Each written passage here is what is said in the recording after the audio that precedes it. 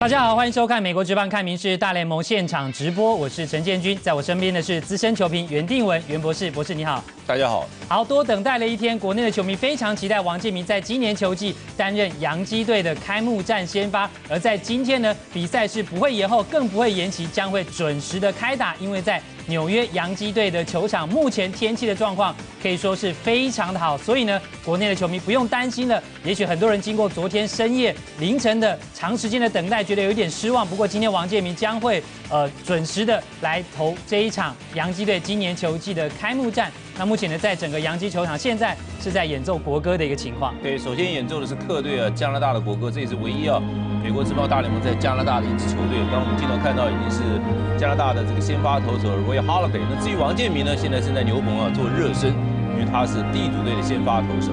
对，所以王建民将要先 Halladay 呢来上场投球，目前在牛棚做最后的准备。我们来先听一下，看一下现场了。其实呢，在稍早的时候呢，两队是开始介绍球员的一个情况。对，我们看到 Mariano Rivera 被介绍出场的时候，全场欢声雷动。他跟洋基队又重新签了新合约，所以再度归到洋基队的阵容。那 Andy Pettitte 又另外签了1年的合约，所以他的出场也引起了大家的瞩目，尤其他在季后赛一些禁药的问题。虽然说是有禁药的问题，但是我相信洋基的球迷都愿意原谅他，而且还是依旧非常的喜爱他。的确那虽然开季呢 ，Andy Pettitte 因为有受伤的关系，还没有列入这个25人名单。不过预计他将会在呢这个星期呢，还是会有出赛，担任洋基队等于是第5号的这一个先发投手。目前的介绍到的是 Job Chamberlain。其实呢 ，Chamberlain 在去年的一个后援的表现也深受纽约球迷的喜爱。对，在 Chamberlain 前面的一位Trevor， 也许大家对他不太熟悉，但他是洋基队牛棚里面唯一的左投手，他在春训的表现非常精彩。所以洋基队如果到了比赛的后半段需要解决左打者的时候，恐怕完全要靠他了。那当然，今年洋基队最大的改变呢，就是换了总教练。对 ，Joe Girardi 正式开启了他在洋基队这个新业。人家说洋基队进入到了一个新的一个时代。虽然同样还是叫 Joe， 但是这不是 Joe Torre， 这是 Joe Girardi。他今天要正式开始率领洋基队展开一个新的时期。对，的确这是13年来首度不是由 Joe Torre 来带领洋基队。那现在介绍到的是呢，洋基队今天的先发阵容，刚刚看到是第1棒左外野手 Johnny Damon， 那现在看到的是 Derek Jeter。对 ，Jeter 就是打第2棒的一个位置然后第3棒是 Abreu。Abreu 在去年球季呢结束之后，也曾经利用空档来到台湾，相信国内的球迷应该对他更有一份亲切感。那当然 ，Alex Rodriguez 在去年球季结束之后，虽然一度逃脱了他剩下3年的一个合约，不过最后还是跟洋基签下了10年2亿7500万美金的这个大合约应该会在洋基队退休了，还有未来10年可以打。那另外 ，Jason Giambi 今年也是他合约的最后1年了，38岁老将，很多人都期待他能够有一个反弹的1年，就是把他去年受伤打不好成绩那1年给忘掉，今年能够重新出发。对，那继续介绍到今年是打第6棒的 Robinson Cano， 那当然在去年球季里也是跟洋基队签下了一个4年的合约。那今天的先发捕手是 Jorge Posada， 将要跟王建民来搭配先发。对，他也是重新跟洋基队签了新约，去年打出了他生涯在打击方面表现最佳的1年。那今年能不能够再重新复制1年，真的是非常困难的事情。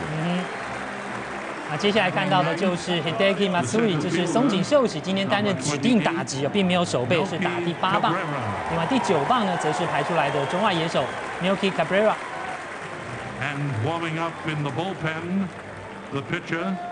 好，我们看到就是王建民，目前呢，稍早的时候他已经在牛棚做热身的准备了，将是今天这场比赛的先发投手。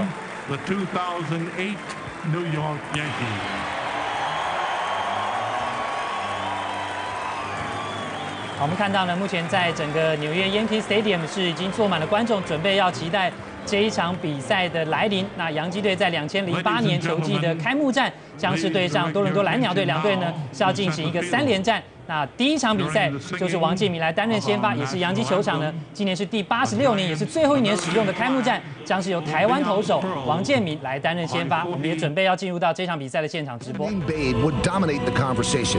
Since legend has it, he built the place. With mighty swings and soaring drives, legend became reality. A sport changed and reality turned around and became legend. If these walls could talk, it wouldn't only be about baseball, but football would wake up the echoes in the Bronx. And boxing could transform the place from the home of the Bronx Bombers to that of the Brown Bomber, as a world watched, entranced by the power of politics dominating sports, with good finally triumphing over evil. If these walls could talk, they would tell you about the gracefulness of an elegant man from the West Coast who took ownership of a city and eventually a country, who turned a piece of real estate in center field into hallowed ground. They would also, in hushed tones, talk of heartbreak when a man who was dying spoke words that would echo into eternity. Today, I consider myself the luckiest man on the face of the earth. These walls have seen the mourning of legends, as well as those legends becoming part of forever.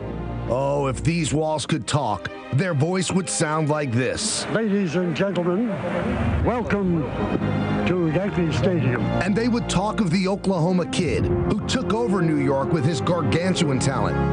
Or a kid from Brooklyn who became the symbol and eventually the voice of a never say die city. Oh, the things these walls have seen, from perfection to moments frozen in time, to 61 standing alone as a royal number. Fastball hit deep to right. This could be it. Way back there.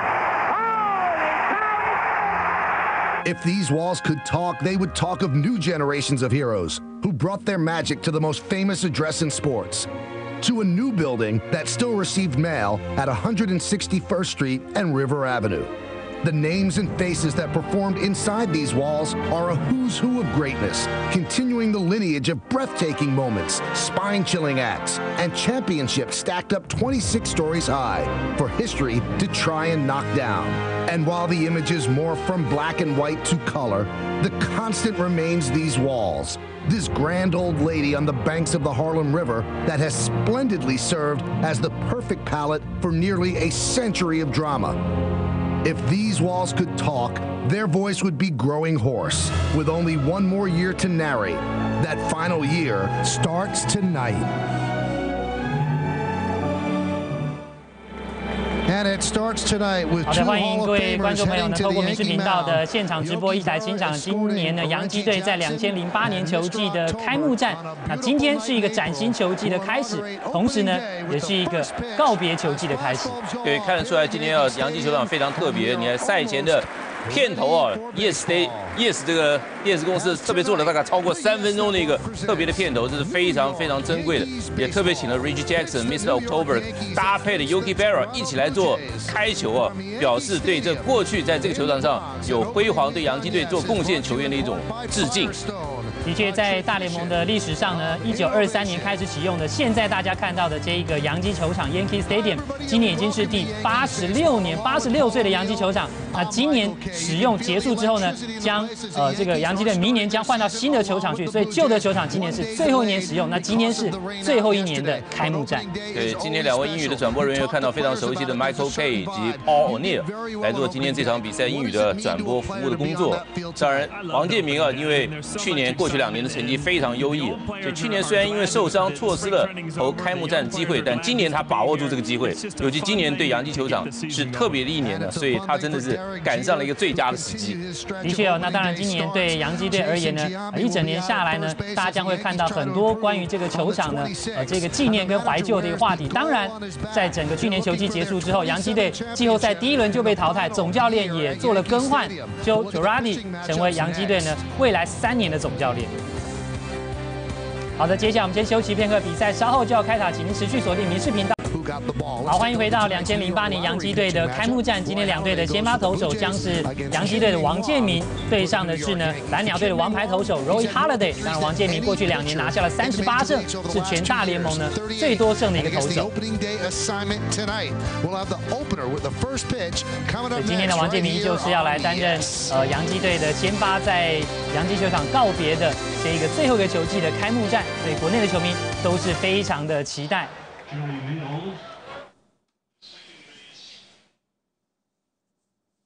那我们看到在赛前呢，这个捕手呢 Jorge Posada 也坐在过去也是捕手出身的这个总教练 Girardi 的旁边。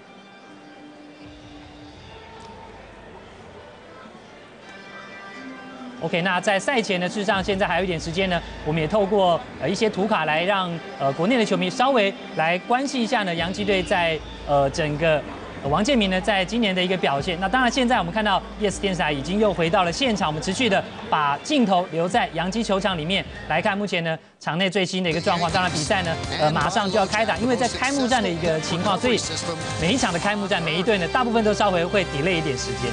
对，在赛前呢多半会有些活动，尤其是今天这场比赛对洋基球场的开幕战来说，是这个旧球场的最后一次的开幕战，所以当然要特别的隆重哦。所以这个比赛的时间也许会稍微晚个几分钟，我想大家都可以能够理解。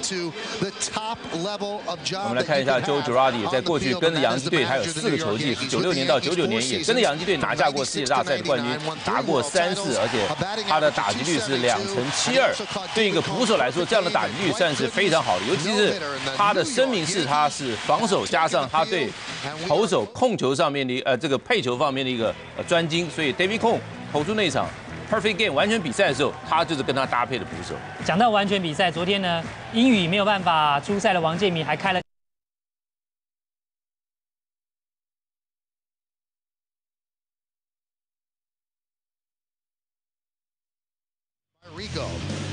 David Eckstein, the shortstop, is going to lead off.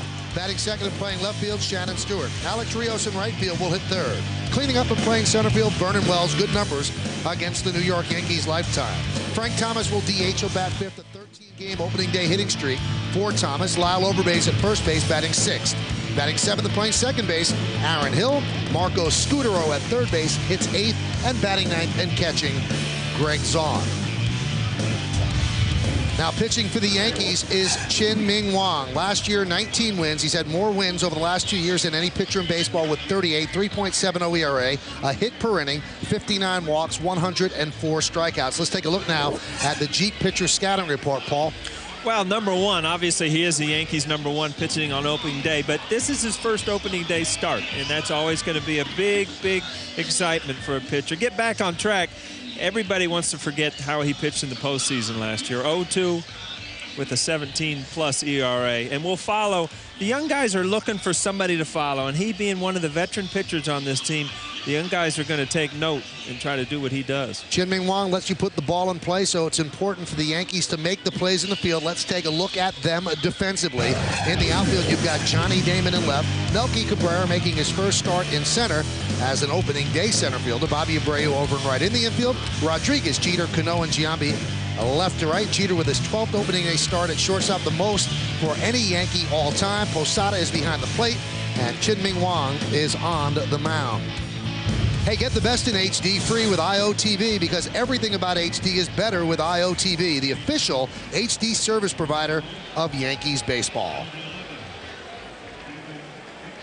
Well, the wait is over. It was supposed to be about 1:05 yesterday, but that was washed away at about 2:30 and postponed till tonight at 7:05. The actual first pitch will take place at about 7:10. David Eckstein digs in. Chien-Ming Wang is ready. Let's do it here at Yankee Stadium. The crowd roaring in anticipation. And the Yankee right-hander, who turned 28 yesterday, deals the first pitch. It's a strike, and we are underway in the Bronx.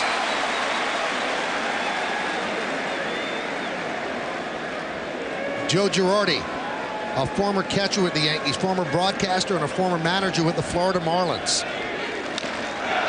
And there's a ground ball up the middle. Jeter fields, fires, got him. One away. You know, it's so funny, Michael, when you get out there as a player, I don't care if it's your first opening day, your last, you want to get your first play under your belt. And you see right here, Derek Jeter kind of gets an in-between hop, all of a sudden makes a good play, and now the season's underway. Jeter makes his play as well as anybody in the game.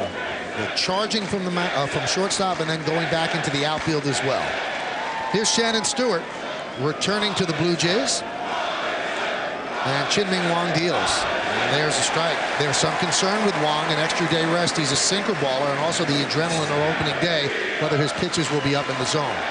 Couldn't really think of a better night for a good sinker ball pitcher to pitch. I mean, it's a damp field. You know, early in the year, the infield's not fast. If you get them hitting ground balls, a lot of easy plays for the infielders.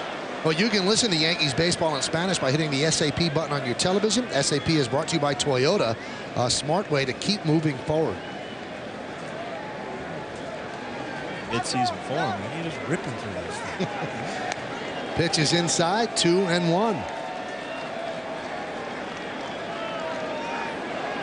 You mentioned Wang yesterday, turned 28. Yesterday would have been historic because it would have been the first and only regular season game ever played in the month of March here at Yankee Stadium, but that was washed away tonight. It's April Fool's night.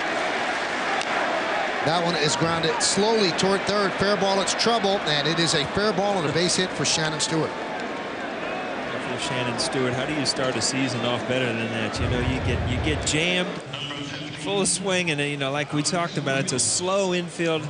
Yankee Stadium, being that there's no crown there, the ball's not going to roll foul. 1 for 1 to start your year with the ball that only goes about 60 or 80 feet. So Stewart is at first, held there by Giambi. Here's Alex Rios, who the Yankees did not have much success retiring last year. He hit in all 18 games he faced the Yankees. In fact, his hitting streak against the Yankees is 20 straight.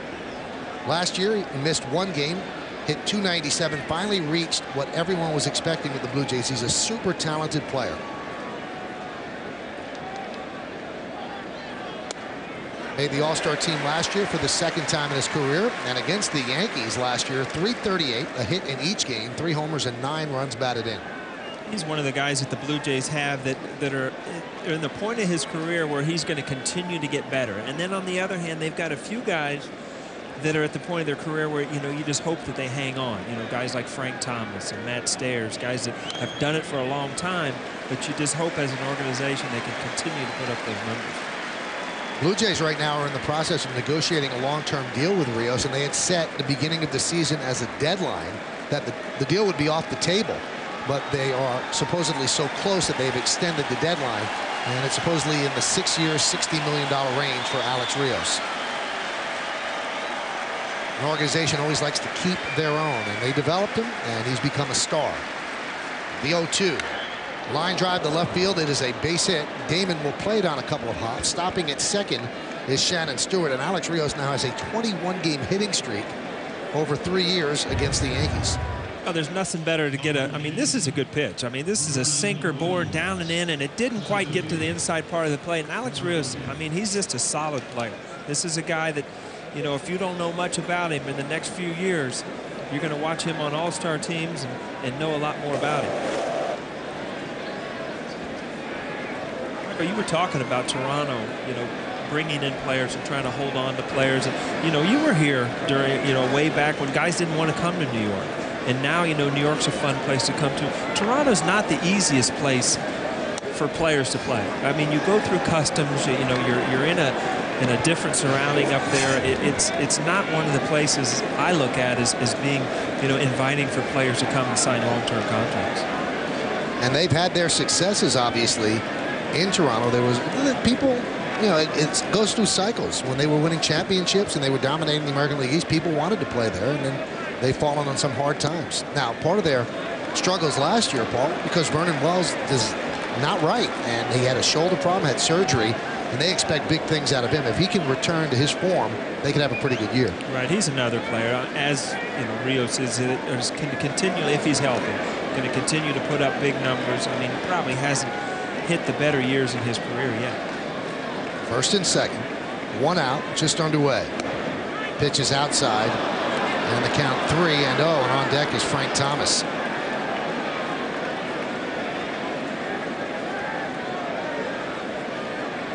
An infield single by Shannon Stewart, a single to left field by Alex Rios, and they're first and second with 1 out against Wang.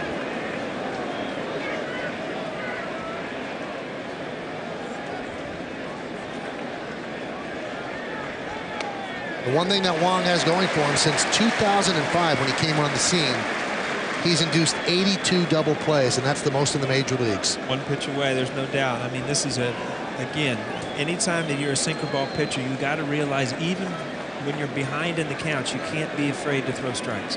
A good sinker, and all of a sudden, you know, they're turning 2 for you.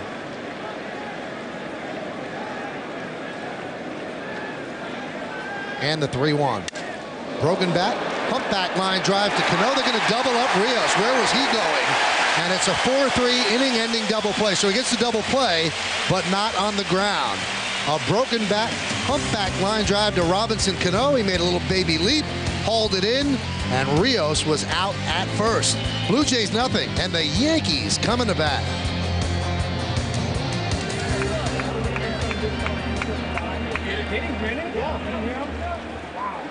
And let's take a look at the game time weather conditions presented by Bigelow Tea. It's 63 degrees. It's beautiful, really. 78% humidity, 13 miles per hour wind, and there's a chance of late showers, but hopefully we'll avoid that, Paul. It's one of those days where you wake up, you saw gray clouds all day, and you wonder how it could end up being this way by game time. Because as a player, you know, you kind of get in the mood of the day. I'm going to come to the ballpark. I'm not going to hit on the field. And all of a sudden, go out for opening day, and it's beautiful. Roy Halladay on the mound. Let's take a look at the Yankees starting lineup presented by Rico. Johnny Damon's going to lead off. He'll play left. Batting second and playing shortstop, the captain, Derek Jeter. Bobby Abreu's in right field hitting third. Cleaning up, last year's MVP, Alex Rodriguez. Jason Giambi at first. Robin Cano at second. Jorge Posada will catch. Hideki Matsui DHs at bats eighth, and batting ninth and playing center field is Melky Cabrera. We'll take a close look at Halladay as we move along. And a big right-hander deals, and there's a strike to Johnny Damon. Halladay's numbers last year in 31 starts, 16 and 7, 3.71. A little more than a hit per inning. Good strikeout to walk ratio. Let's take a look at the Jeep pitcher scouting report. Well, he's the active leader along with Roy Oswalt down in Houston. 6th straight opening day. He's been their ace. And then coming up big, I mean, he's an ex-Cy Young guy. 22 and 7 in 1993. And, you know, he's got to get back to that form in order for these Blue Jays to be able to compete. He showed good form there, painting the inside corner against Damon. That ball kind of has that tail back in. I mean, that's his strength. He's got a cutter, and I can remember the first time I faced him, he's got that cut fastball, and against a left-hander, tough pitch to hit.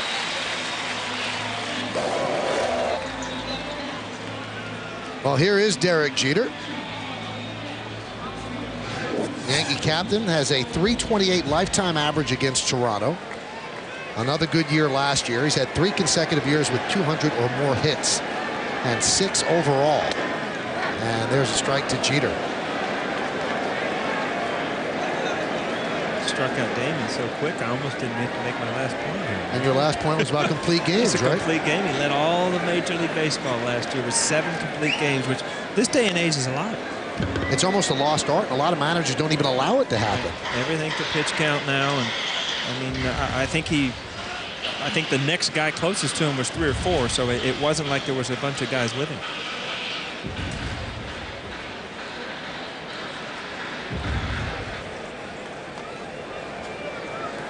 He does well at Yankee Stadium, Halladay does. His last 8 Yankee Stadium starts, 4-0, 1.77. And in those 8 starts, although he's 4-0, Toronto is 7-1 against the Yankees, so he gives his team an opportunity to win when he's out there. Only question with him is if he stays healthy, he's going to win a lot of games. The 1-2 outside. See, he kind of slings that ball, and he's got that cutting action, but the pitch before, he had a sinker try to run it back. So, I mean, he's got both angles at that outside corner and the inside corner against lefties. Big, tall right-hander, and he deals the 2-2. Right back to the mound.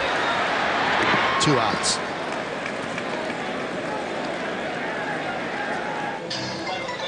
Halladay's had a nice career.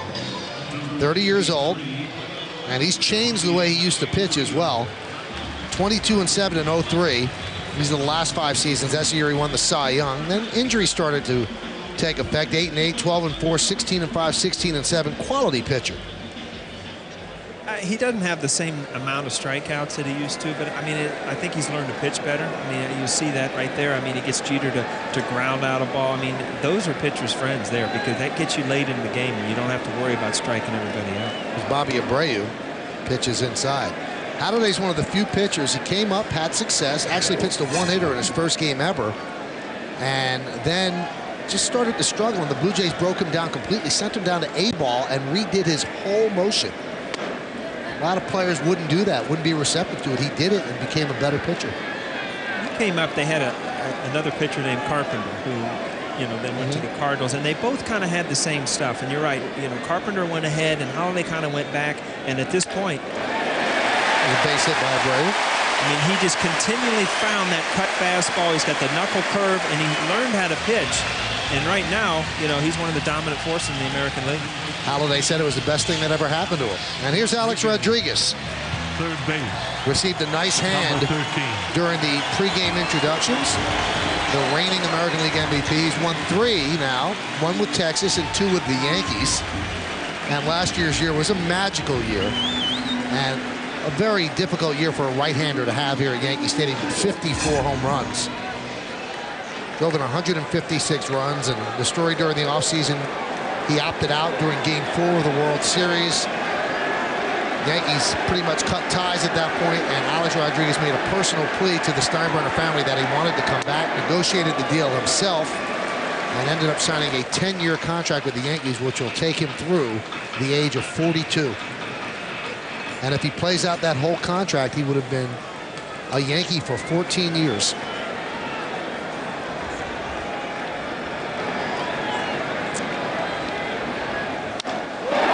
Right center field. It is a base hit. It will split the outfielders, and it will go to the warning track.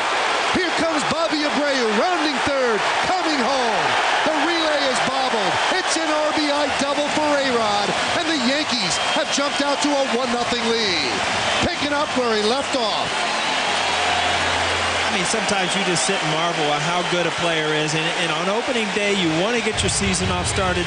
This is Alex Rodriguez at his best. It's a ball away. He doesn't try to pull it, just drives it the other way. He's strong enough right there going the other way to drive that ball to the wall, score a guy from first base. A-Rod had an exceptional spring training.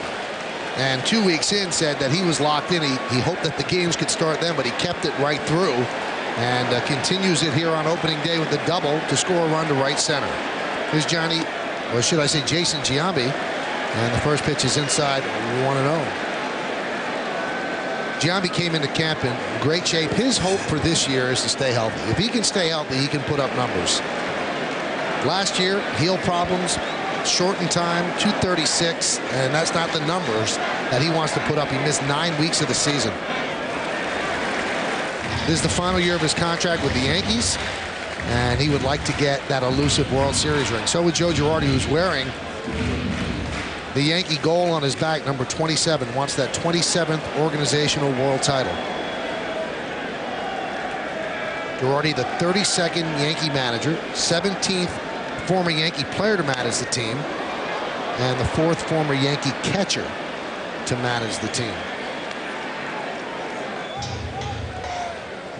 And next to him, to his right, is the new bench coach for the Yankees, Robbie Thompson.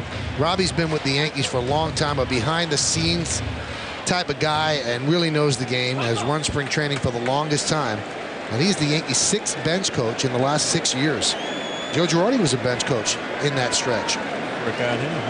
Not a bad move. Got 1 seat to the left. Count 2-2. The bench coaches, Rob Thompson this year, Don Mattingly last year, Mazzilli, Girardi, Randolph, and Don Zimmer, who had that role from 2003 back to 1996. Bobby Meacham, the new 3rd base coach, and the familiar face at first, that's Tony Pena. That one's driven to center field. Vernon Wells right there, and that will do it. But the Yankees get a run. They score a run on 2 hits, no errors, and 1 man left. Opening night for the New York Yankees, and they lead 1-0 as we head to the 2nd. Time, a crowd of over 74,000 in attendance on that opening day, where they were treated to a Yankee 4-1 win over the Red Sox and watched Babe Ruth hit the first home run in the stadium's history. Your Mercedes-Benz Tri-State dealers on the web at searchmercedes.com. Are you allowed to do that back then? You hit a home run, you like tip your hat going around the bases? You're allowed to do it now, but you probably get hit. Yeah, I was just going to say, you can't get away with that anymore. Well, he said before that game, I'd give a year of my life if I could hit a home run today. And he ended up passing away in 1948. You do the math. I guess he would have lived to 1949 if he'd not homered on that day, but I'm sure he thought it was worth it. And it was perfect because he helped build that ballpark. Frank Thomas with a single through the left side of the infield. He now has a 14-game opening day hitting streak. That's the longest of any active player in baseball.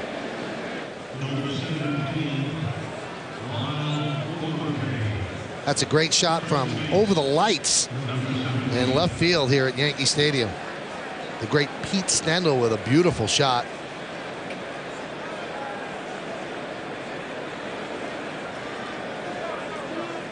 And just over that left field wall, there's a new ballpark being built. And boy, it looks like it's getting ready. Frank Thomas now 14 straight season openers, and Bobby Abreu has hit safely in his last 11 season openers.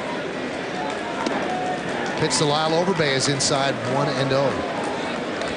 You know, it's weird, Michael. Some of these opening day things are coming back into my memory, and you wouldn't believe some of the games you play with yourself as a player. I mean, you'll go up there for your first at bat, you know, which is one out of what, 500 and 600 at bats, and think, you know, this is going to show me what kind of year I'm going to have. And you know, if you get a hit, you think you're rolling. If you don't, you think, oh, wow, it's probably the second bat that's going to tell me how this year is going to be. So you really play a lot of games with yourself going into the season. Tonight's closed captioning is brought to you by your New York, New Jersey, and Connecticut Lexus dealers. There's the Bronx, famous courthouse, the elevated trains. Paul, in all the years you played with the Yankees, did you ever take the train here? I took the train to Shea Stadium during that subway thing. Did you really? Yeah, but I never took the train here. I'm just kidding. I was asking you now, if I took you, blindfolded you, and took you a half a mile away in the Bronx, can you get here by walking? Of course. No problem. I was born here. See, This is my hood. I got no chance. Yeah. I got 100 feet around. If I dropped you up blindfolded in a neighborhood in Cincinnati, you'd find your way to the ballpark. I don't know. I'm not real good with directions. I've only been in Cincy about 20 years now, you know.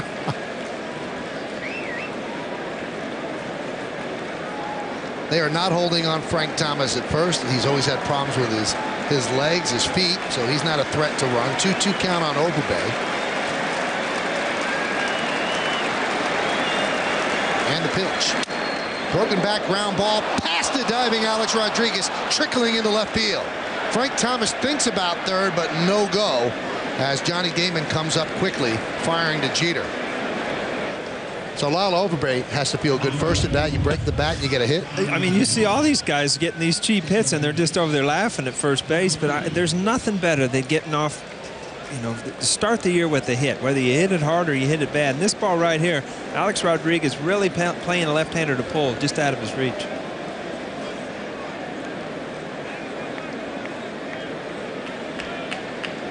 A lot of times as a sinker ball pitcher, you see him just snap that bat off. I mean, it's not a bad pitch. Sometimes you get beat with cheap hits.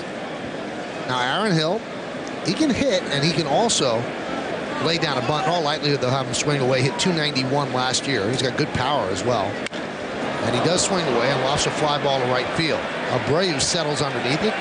Thomas tags. He'll make it to third. The throw comes into Cano. So a loud long out by Aaron Hill for the first out of the inning.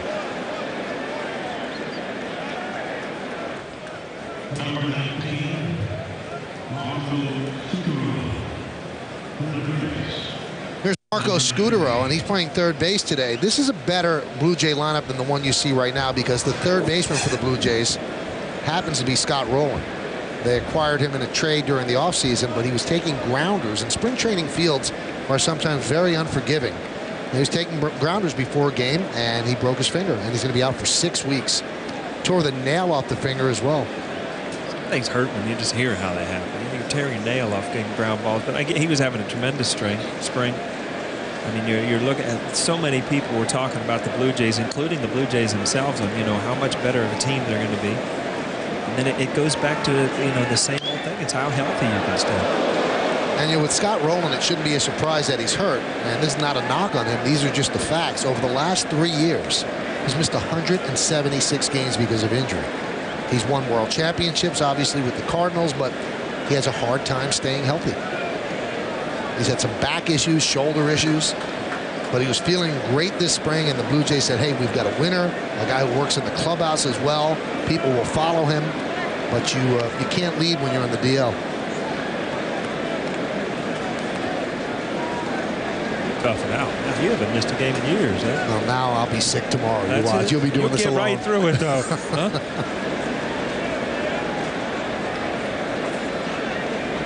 Scudero last year, 5 of 16 times he got a runner in from third base with less than 2 outs. That one's foul back. He's always given the Yankees some problems, even when he was a backup infielder with the A's. You remember some of those home runs? I mean, just these little pesky hitters. These are tough times to get those outs because they put the ball in play. They've got enough speed to stay out of the double play. But Wang has gotten himself in a chance here to try to put him away with the strikeout and save that run at third base. Last April 15th on Jackie Robinson Day, Scudero hit a walk-off home run against Mariano Rivera. So that's not that easy to do. That was when he was a member of the A's. Pitches outside, count 1-2.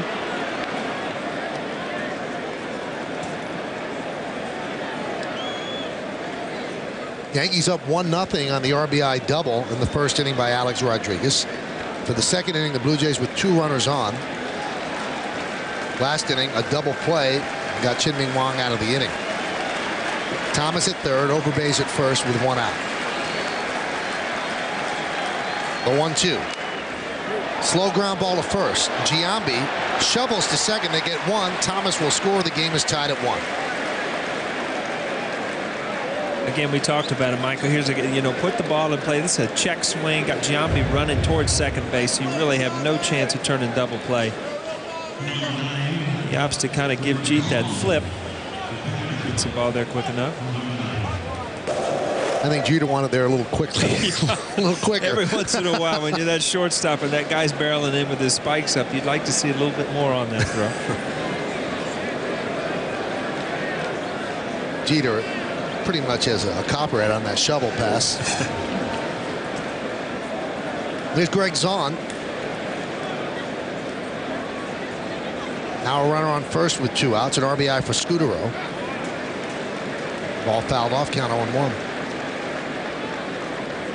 Chien-Ming Wang's bread and butter pitch is they call it the turbo sinker. He throws that sinker harder than most people do, usually around 94, 95 miles an hour. What he was trying to do this spring, though, was incorporate other things into the arsenal where if the sinker's not sinking, that he's not going to get hit hard. Last postseason against the Indians, the sinker wasn't working. He had a 19.06 ERA. There's a line drive foul. It went over the head of Giambi, fair, but hook foul.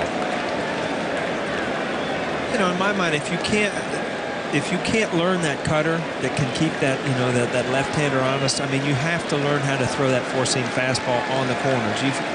I don't care how good a sinker ball you are. I think that sometimes you've got to show a good left-handed hitter something inside that he worries about. And if you can't get control of that cutter like Mariano has over the years, learn to throw that four-seam fastball or something that can get that left hand from leaning out and try to hit into left field. Those are the ugly numbers last year against the Indians. And Chien-Ming Wang said it took him a long time to get over that playoff loss and the way he pitched. And Joe Girardi, the Yankee manager, said, good. I want players that it bothers them to lose like that. I tell you, if you go into a playoff series and can walk away after losing and then it's over with by the time you get home for the offseason, there is something wrong because there's so much emotion. So much is riding on it, and you don't realize it until you get home and it sinks in a couple of days, and then it just lays on you. It lays on you all winter until you can go out and try to change it. Girardi run a tough camp during spring training, had the guys running quite a bit, and the Yankees are relatively healthy right now. Andy Pettitte starts on the DL, but more of a clerical move. He's fine. He'll start on Saturday. The 1-2. Inside, the throw to second. Not in time. Stolen base for Scudero. That was a good throw by Posada, but Scudero got a good jump and got in just ahead of the tag by Jeter. You're right, Michael. He did. He got a good jump. Georgie did everything he possibly could, and Derek tried to steal this tag and get out of there to show the umpire that he was out, but looks like he got his legs in there. Good pitch to throw on, up and in. Bang, bang. It's a good play by G too, because if the umpire is kind of unsure and he sees you running off the field as if you just thought you made an out easily, sometimes you'll get that call. Second base umpire is Bill Miller. The 2-2 to Zong. Let's get you caught up on the entire umpiring crew. You got Gary Darling behind the plate. That was one of my favorites. You didn't like Gary that much? Jerry Meals at first, Bill Miller at second, Paul Emmel is over at third. You and Darling didn't get along? He threw me out one day in Pittsburgh. I wasn't even playing. I was on the bench. He just pointed the bench and threw me out. Just on rep. That's right. I was getting a drink of water. Next thing I know, I was in the clubhouse. The 2-2. Chopped over the middle.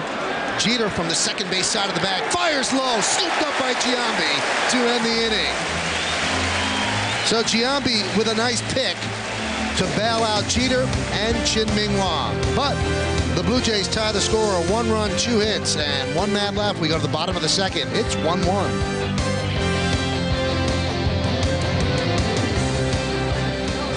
We spoke with him yesterday. He feels pretty good, and he hopes to be back in a short period of time, but he wanted to send his love to everybody. And I know Bobby's watching tonight. And Bobby, everybody that I spoke to wants to send their love to you. Get well soon, buddy, and get back here. He asked about you as well, Paulie. Bobby's a good man. I mean, there's no way around it. People love him. He's done a lot for this organization. Last year he was in the booth, received a rousing ovation as he bravely battles an insidious disease. And Joe Girardi was up with us last year next to Bobby, and now he's in that Yankee dugout. And he said that he couldn't believe it. He was at the Yankee welcome home dinner on Sunday, and he got a phone call Saturday night, and it was Bobby. He said, I just want to wish you good luck. And that's how Bobby is. He might not be feeling well, but he's thinking about other people. So we love you, buddy, and get back soon. So a line drive base hit off the glove of Scudero by Robinson Cano, and here is Jorge Posada.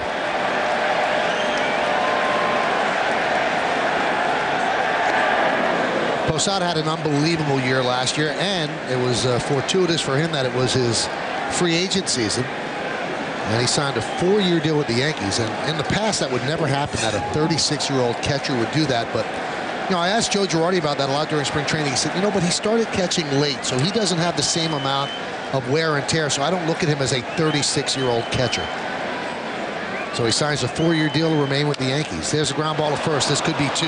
There's 1. Back to Overbay. It's a 3-6-3 double play. There's a ball hit right on the nose there. But, you know, every once in a while, they put guys there. Turn 2 really easy.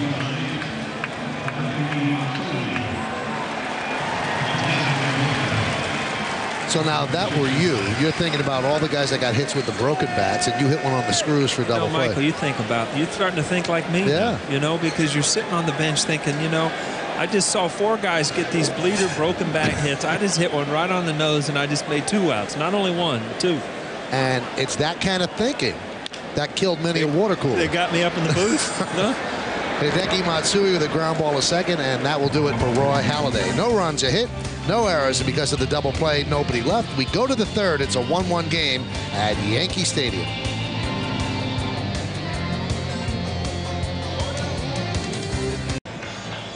Well, there's a game tomorrow, and we'll take a look at the starting pitchers, brought to you by Verizon Fios. Make the switch to Verizon Fios, TV, internet, and phone. A.J. Burnett will go for the Blue Jays, and Mike Messina will get the start for the Yankees. Our coverage begins at 6 o'clock with the batting practice show, 6:30 with the pregame, and first pitch should be right around 7:07. David Eckstein takes a pitch low. With the rain out yesterday, people still coming into Yankee Stadium.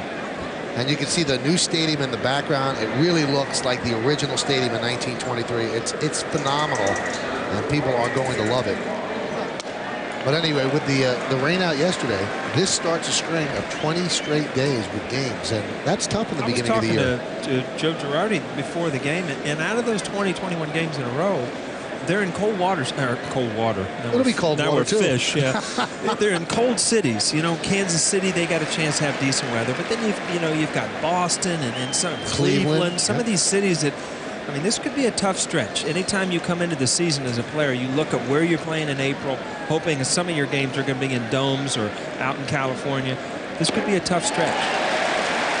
David Eckstein swings and misses. He goes down and strikes.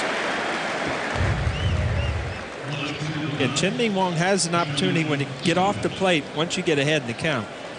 Eckstein, one of those hitters that'll take a lot of pitches, comfortable hitting with 2 strikes, but Wang gets that slider down and off the plate. A couple of the players yesterday, especially Johnny Damon, who came out on the record, were chirping about why was a game on March 31st. That one's hit sharp right to Cano, who knocks it down. He'll get Shannon Stewart for the second out. Why would a game against the Toronto Blue Jays on March 31st be played in New York with an open-air stadium when you've got a dome in Toronto? And the Tampa Bay Rays played their game in Baltimore, and they've got a dome in Tampa Bay. I know it's tough to schedule games. It's very difficult. But sometimes those seem like automatics. It doesn't make much sense, but the thinking behind it, from what I understood, because I've asked these questions many times, Michael, back when I was playing in this freezing cold things, is a lot of teams don't want to be home a lot in April. Every year they think it's unfair, because then when schools are out and they can fill their stadium with kids and things like that, then they have to travel a lot. So they need to even their schedules out. It doesn't matter in Yankee Stadium. You almost sell this place out every night anyway, right? Absolutely, this year for sure. Pitch to Rios is low. If it hadn't rained yesterday, I mean, you can't complain about this weather tonight. If the rain holds up, this is just outstanding weather. It's a beautiful night here in New York.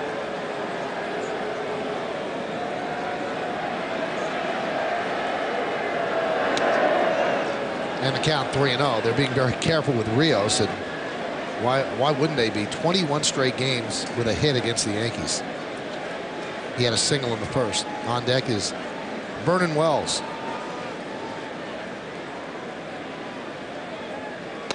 There's a strike. Count 3-1.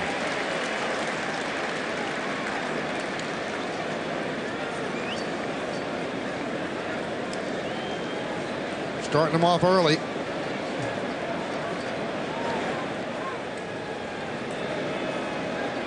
And the 3-1. And a walk to Rios. Hey fans, stay tuned during the 6th inning for a message from our friends at the Fox Business Network.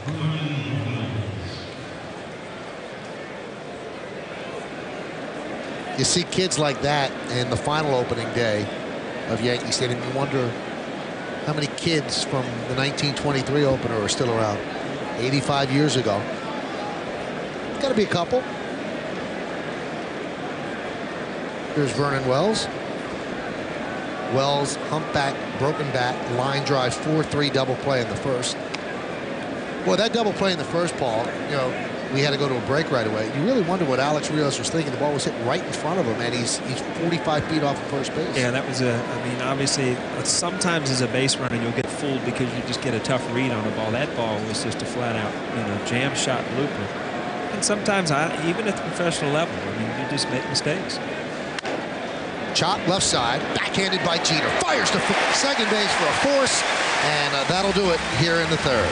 No runs, no hits, no errors, and one man left on base. We played 2.5 here at the stadium.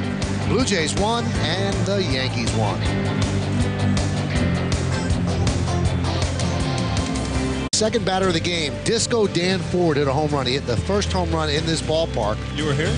I was here. Really? 15 years old. I remember walking into this place, and it took my breath away. I couldn't believe it. Where'd you sit? It was a cheap seat. I think it was in the upper deck. You'd spend your own money that day. Well, I didn't have much at 15.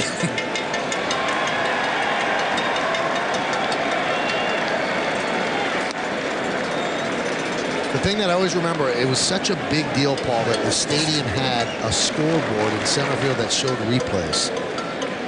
So the one that has all the averages on it right now, that was the replay scoreboard. It wasn't like a TV like the one they have in right center. That was state of the art. Everybody was talking about it. Oh, that's going to be unbelievable. You could see replays. And I remember I walked into the stadium, and the scoreboard didn't work that day. It was just stuck. It said, "Welcome to the new Yankee Stadium," and it never moved. It never showed you anything else. Count 2-2. At 76, gallon of gas, 59 cents. That's different. Yankee ticket, $5.50. That's different. Price of a stamp, 13 cents. Different. Top movie. Rocky's still a top movie. And there's your song. Play that funky music by Wild Cherry. Cherry. Yankees won the pennant that year and lost to the Reds in the World Series. Melky Cabrera fouls it off. You know, it's funny because I went to the grocery store the other day, and they had, you know, the big opening day thing for the Reds in Cincinnati, and they had the big TV playing highlights of the old Big Red machine. Right. And that's what was on the TV last week. And it showed the Reds beating the Yankees in the World Series. I mean, you know, I was watching because Catfish was pitching, and you know, Willie Randolph was there, and you know, just some of the guys that you haven't seen in the uniform in a while. It was kind of neat. New Joe, last opener, same fans. That's for sure. They'll be here 4 million strong again. Be 4 years in a row with 4 million or more fans. And the 3-2. Grounded sharply to first. Overbase very slick at first. And he makes the play for the first out. Did you go to any of those games, Paul? No. In 76? No? I lived in Columbus, and it just, I mean, that was a big thing to be able to go to the Reds game. You're right. I mean, Overbase made a few good plays already. And, you know, you're once through the lineup now. Now the butterflies should be gone. You know, opening day, you've got an at-bat under your belt, hopefully a couple plays out in the field. You look up, and, you know, it's 1-1, bottom of the third. Now you realize that, you know, this is a game that it's not a spring training game. You know, you're not trying to get your work in. This is a real game, and this is where it starts to settle in. Damon struck out in the first inning looking on a pitch that started in on his hands and then came back over the inside corner. Chops that one slowly to third. Scudero. 2 outs. You're seeing 2 good pitchers now. I mean, you've seen some mistakes, and you've seen some guys hit some ball hard, but when they get their pitches where they want, you see how dominant both these guys can be. I don't know if you heard that in the background, Paul, but the guys in the scoreboard booth just played Bob Shepard, saying now batting number 2, Derek Jeter. So Bob will begin his 58th year sometime during the season. Hopefully he'll be back in a month or so. He's feeling a little bit under the weather, and Jim Hall is filling in. But Bob, everybody's asking for you and sends their best. We know that he's watching at home. You watch the way he pitches G2. This is the second time around. That was a 4-seam fastball, and how they can get away with that because he throws the ball hard enough. And there's a sinker. Same fastball, same velocity, made a little bit lower, but you know, the first the 4-seamer straight, then he'll throw that sinker in on Jeet, and then he throws that cut fastball away. So that's a fastball, but it's thrown in three different things. That's more of a slider there. How would you attack him if you were up there? I always had to look out over the plate. That's the kind of hitter I was, but he gave me problems. That's a knuckle curve there. You see him gripping the ball, but he had a good cutter, a good cut fastball, and that's what gave me a lot of problems from the right-handed pitcher. Jeter takes it the other way. His patented inside-out swing, dunks it inside the line, fair for a base hit. So Derek picks up his first base hit of the 2008 season, a 2-out single here in the third.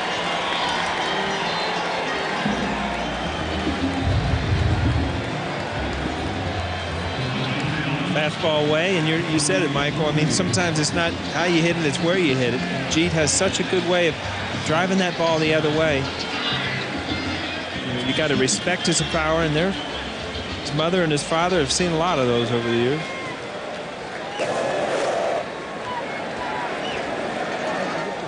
Dr. Charles and Dorothy Jeter, they've been here almost every game since he came up in 1996. Here's Bobby Abreu with his single in the first, a 12-game opening day hitting streak, second longest to Frank Thomas, who now has 14 in a row. Derek Jeter now has a hit in his last 8 home openers. He missed 2003 with an injury, which he suffered against the Blue Jays in Toronto, a shoulder injury. I see Jeet looking over at third base coach, and I meant to ask Joe Girardi how many people he's got on his own, because Joe Torre left most of the guys on their own to run the bases as far as steals and stuff. So I'm anxious to see how much control Joe Girardi's going to have with that line. Runner goes, throw to second is in time.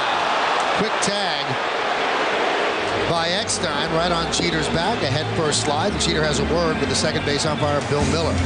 You make the call. The hands moving toward the bag. Looks like he got him. A good throw by Greg Zahn. No runs a hit and nobody left. We played 3 at the stadium. It's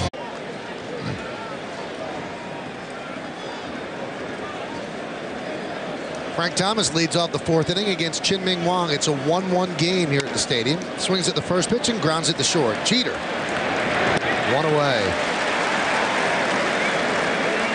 Now it's time for the New York State Smokers Quitline Quiz. Babe Ruth hit the first home run in the original Yankee Stadium. Who hit the last home run in the original Yankee Stadium? I know this one, Paul. Do you? Yeah. What year was it? 1973. That's the home run by Ruth, and there's the. You never did that. You never did that. 74,200. That was the reported crowd. People were sitting in the aisles. At the Polo Grounds, what did it hold? The Polo Grounds held a lot of people. I think it was 80,000. And the Yankees were forced to move from the Polo Grounds because John McGraw, who owned the Giants, started to get jealous because the Yankees won 2 American League championships in 21 and 22. And he said, you know, you got to get out. So they built Yankee Stadium right across the river so John McGraw could see how great a stadium this was. If I'm ever on like a game show, I can call a friend, I'm calling. Well, it's got to be about sports, Paul. Huh? Don't ask me about doctor stuff. Oh, there's a lot of stuff. I guarantee I will not ask you about music because you haven't got one right yet. Overbay fouls on off the count 1 and 2.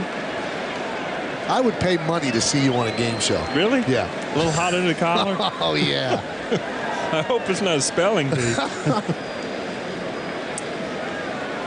Along with Paul O'Neill, I'm Michael Kane. You're watching Yankees baseball right here on the Yankee Entertainment and Sports Network. We thank you for joining us on this Tuesday evening. A beautiful night in the Bronx. Rescheduled opening day turning into opening night.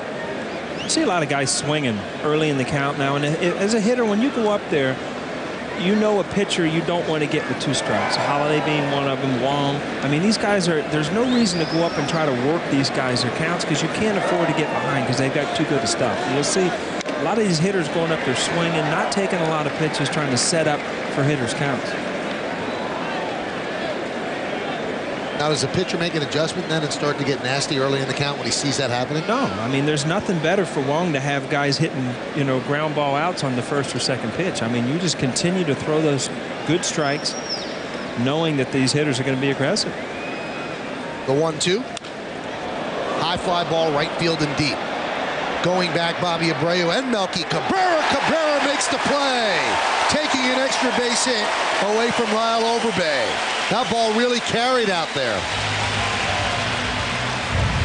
I mean, again, Melky Cabrera, a lot of things changed last year when Melky Cabrera went to center field. He's starting to be, I mean, he knows the field now. He's been out there. This is his first opening day, but he's been out there a lot of games. Good center fielder. A lot of good things have happened with Yankees defense since Melky Cabrera went to center field. Paul, those walls are padded, but when you bang into it like that, does it hurt? You know, it doesn't hurt that much, but then the next day, all of a sudden, you're sore in places, and you're trying to figure out why, and then you remember that, you know, you hit the wall the night before. Hill fouls it away. Now you want to see great plays by Melky. This is the ultimate Melky Cabrera catch. Manny Ramirez, Melky playing left. And he makes an unbelievable play, and Johnny Damon having fun watching. And the Red Sox could not believe it. You don't get many curtain calls for defense, but Melky did.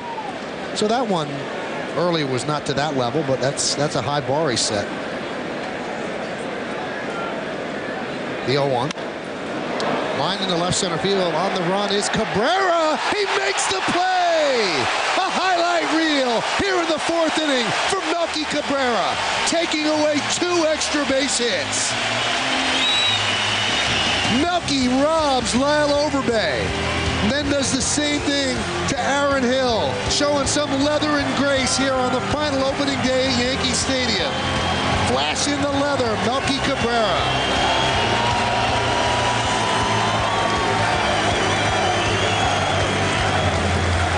Highlight reel from Melky Cabrera in the top of the 4th inning. Fans chanting Melky, Melky as he came off the field. Here's Bobby Abreu against Halladay. Pitches outside. How tough are these plays, Paul? Well, this ball looked like it carried. I mean, you kind of drifted back on it, but the second ball over in left center field, I didn't think he really had a chance at. And a lot of it has to do with his position. He had moved, got a great jump on the ball. Bobby Abreu lines a single through the right side. He's 2 for 2. Let's take a look at the second one, Paul. Again, this ball, I mean, there wasn't much air under this ball. This was a line drive driven into the gap. Melky got a great jump on it. And as a center fielder, believe me, you know that gap. If it gets by you, it's going all the way to the wall. Great play.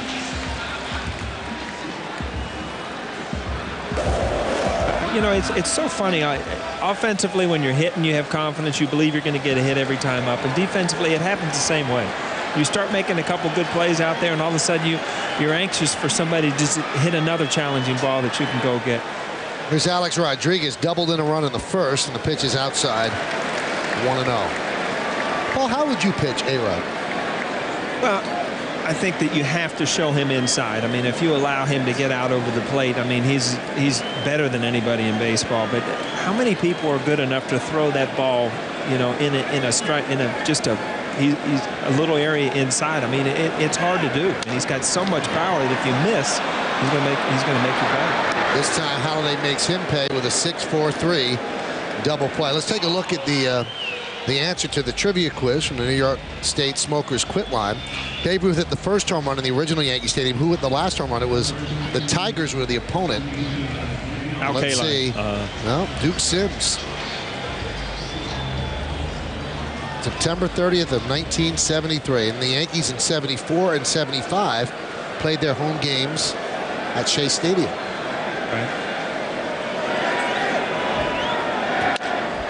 Right back to Halladay. He's had a couple of quick innings in this game, so right there Halladay works a 1-2-3 despite giving up the single to Abreu. We played 4 here in the Bronx. Yankees won and the Blue Jays won on Yes. Well, thank you, Bob. Here on the Corona Extra scoreboard, we go to the 5th inning. It's a 1-1 game. 1-4-0 for the Jays, 1-5-0 for the Yankees at the beginning of the final season here at Yankee Stadium. And the first pitch to Marco Scutaro is low. Scutaro has driven in the only run in front of a jam-packed stadium crowd of over 55,000. Scutaro with a fielder's choice groundout scored Frank Thomas from third, and we stand at 1-1. Count 2-0. Again, both pitchers, you know, a little inconsistent with their control, but both pitchers able to get double plays when they need them, have a couple quick innings.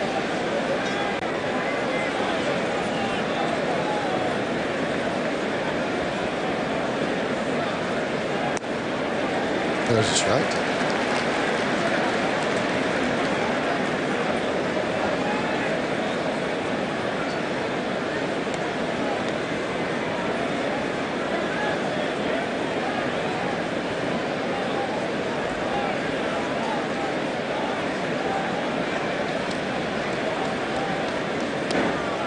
Scutaro makes you work. The count 3-1.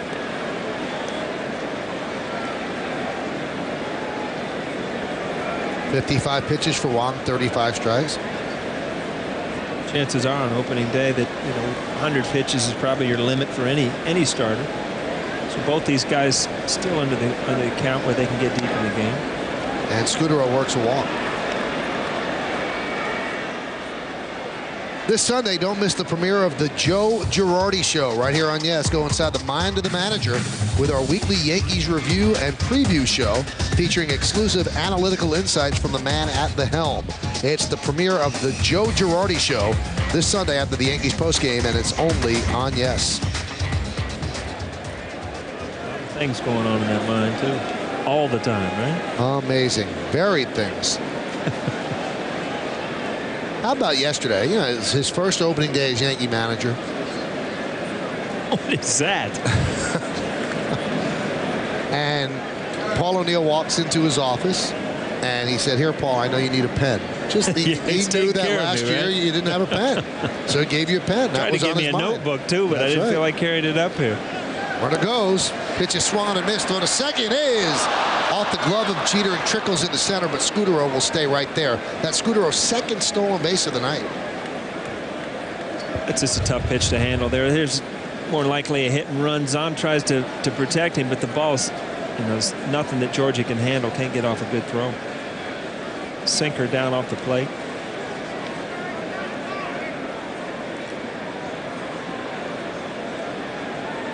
Georgie kind of bobbled the ball coming out. Got it out of his glove so quick. He almost bobbled the grip on it. Long darted it to second. So now the go-ahead run is at second base here in the 5th inning.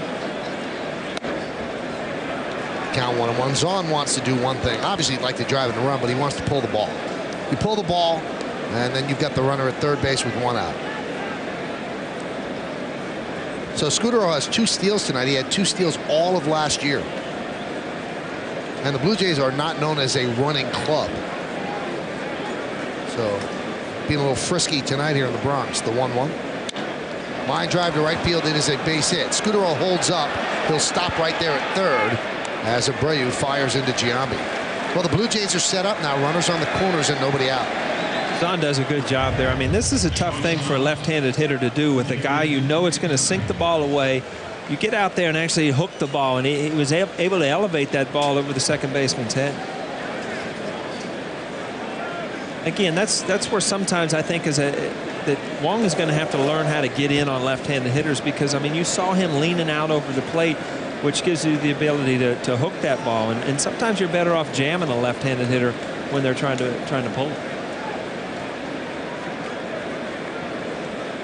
Here's a pesky hitter, David Eckstein. I keep saying Steen. David Eckstein. He's 0 for 2. First game as a Blue Jay.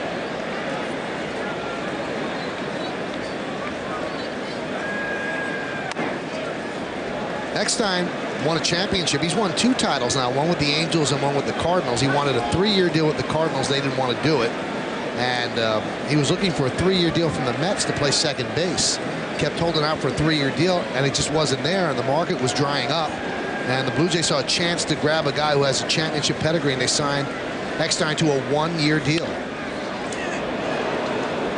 Signed him for $4.5 million, and with that signing, what they did was they moved John McDonald, who last year they anointed as the guy that was going to be their shortstop. They moved him to be a super utility guy, and John McDonald can really play defense.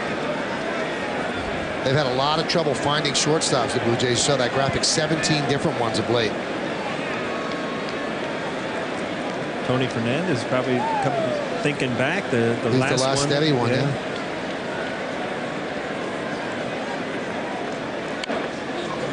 Love slowly to first. Giambi holds the runner at third and then tags out Eckstein for the first out.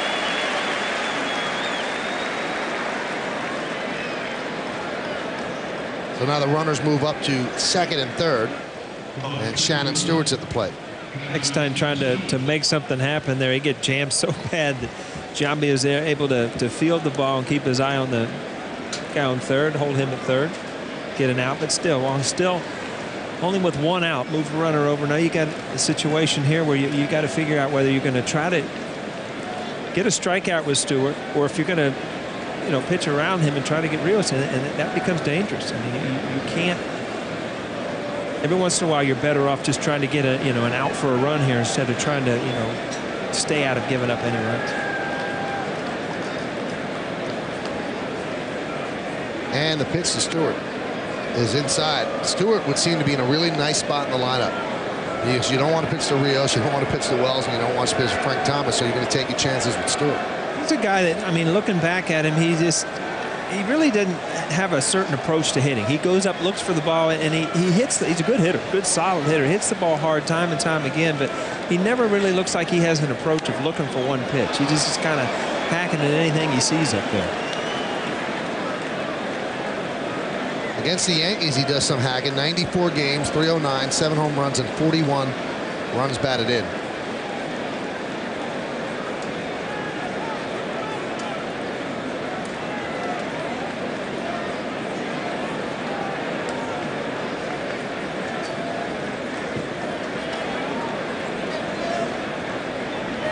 And the 1-1. That's a weak hack right there on a nice pitch.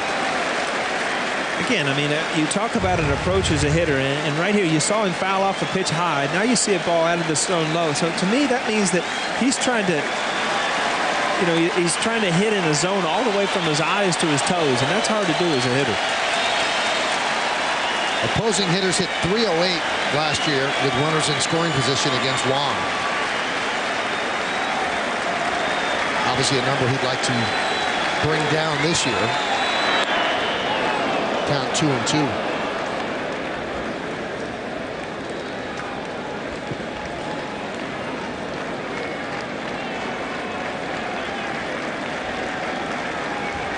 The dangerous Alex Rios on deck.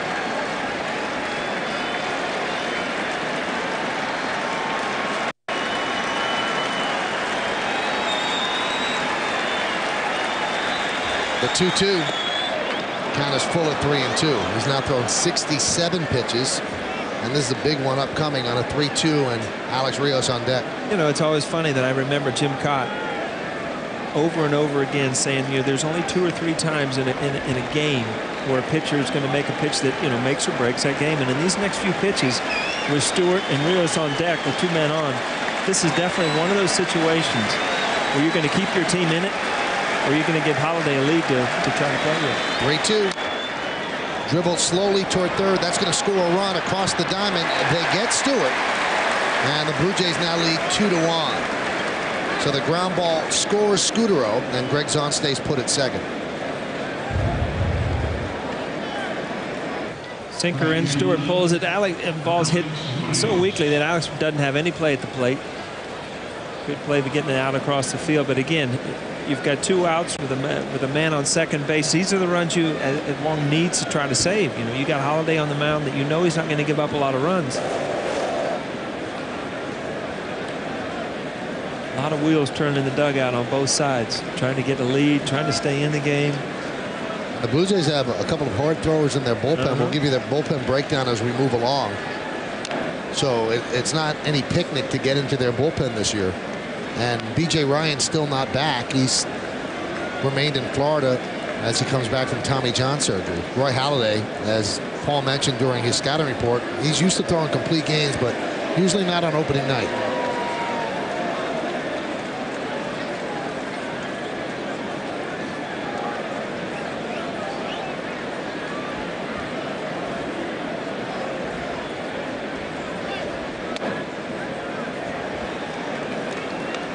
See Wang this inning especially has gotten some pitches up, and that's usually the first indication that, you know, you're struggling just a little bit. You're not getting the ball down.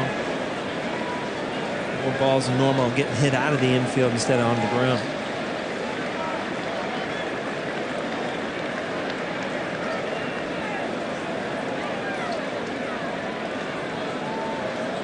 Rios has walked and singled.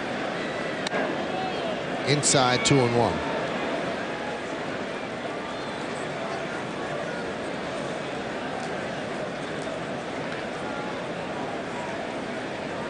.43 pitches for strikes out of 71 total.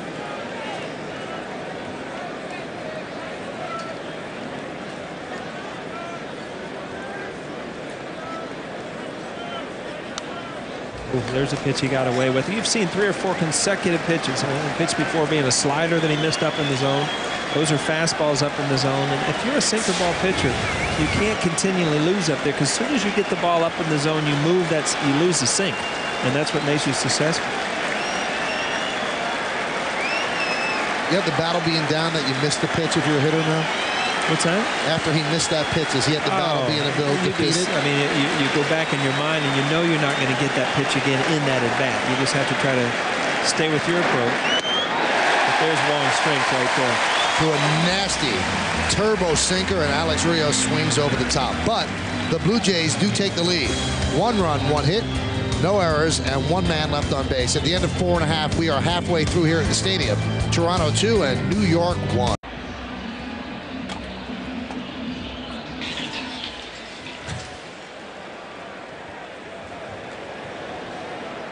We go to the bottom of the 5th inning. The Blue Jays now have a 2-1 lead over the Yankees on opening night, and the pitch to Robinson Cano is a strike. Now Robinson Cano on the Corona Extra scoreboard picked up one of the Yankees' 5 hits.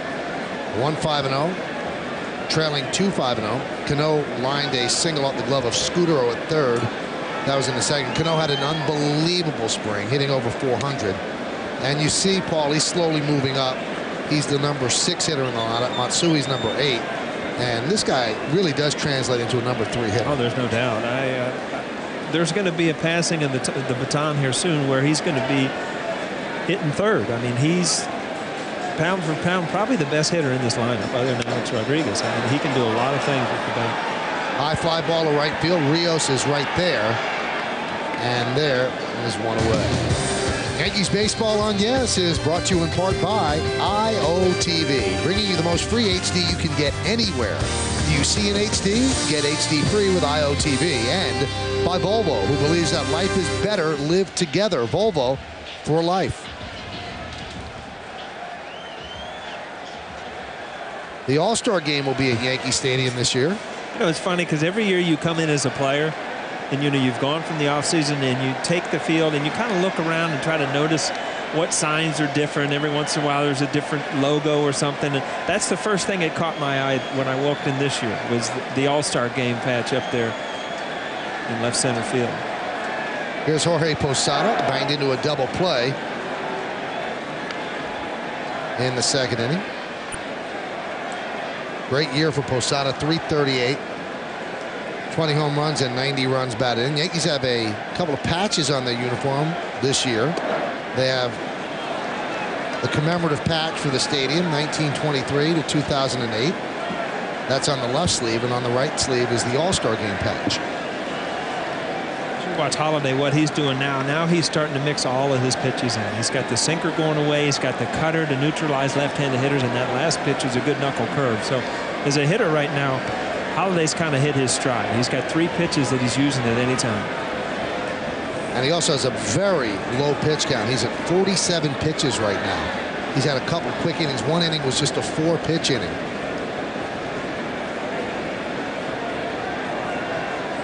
And the 0-2. There's that nasty pitch that got Damon in the first inning, but it didn't catch the inside corner. 4 pitches in the second. 5 in the fourth, and 6 here in the 5th inning with 1 out. Again, he tried to have that same pitch. That's the pitch that Greg Maddux made famous. Right, that's a sinker, the 2-seamer. They're trying to run it back over there because after you, as a left-handed hitter, you think about that cutter, and it usually starts on the inner half and cuts in off the plate. Then he'll throw that ball at your hip, and you give up on it, and then it runs back the other way. Is there any spin that you could pick up, Paul? Because if you think it's a cutter, you're going to take it. If you notice that pitch that tails back over, you're going to have to offer at it. Can you tell from spin? As a hitter, you pick up the 2-seamer a lot better you do the cutter. I think that's why the cutter is so hard to hit. You don't pick up the spin of it. It looks like a fastball, and it continues to bore in on you. But the 2-seamer, you seem to follow, and I don't know if it's just because you're used to seeing more of them or whatever, but the 2-seam definitely does have a spin that you can pick up. 2-2. Still 2-2.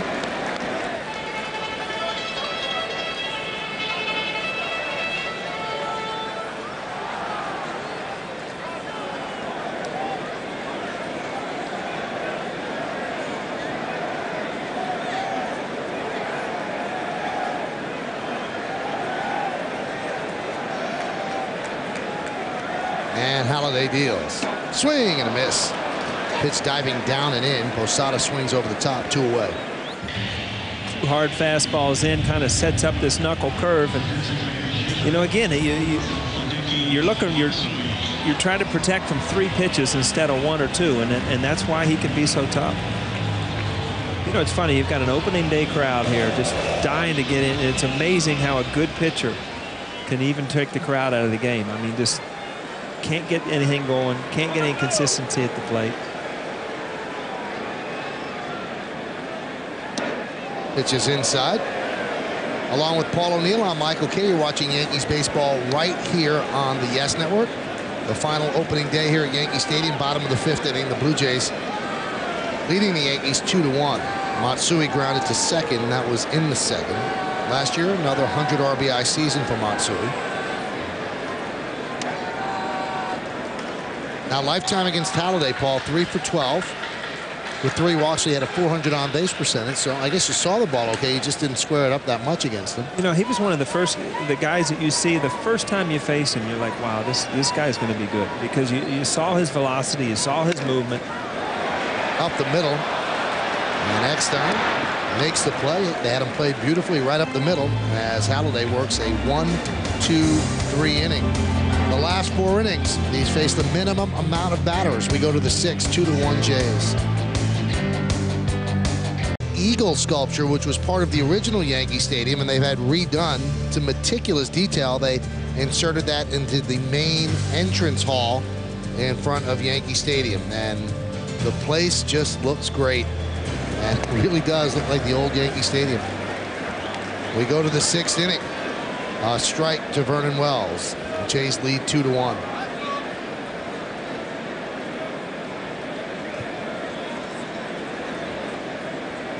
Wells is 0 for 2 today.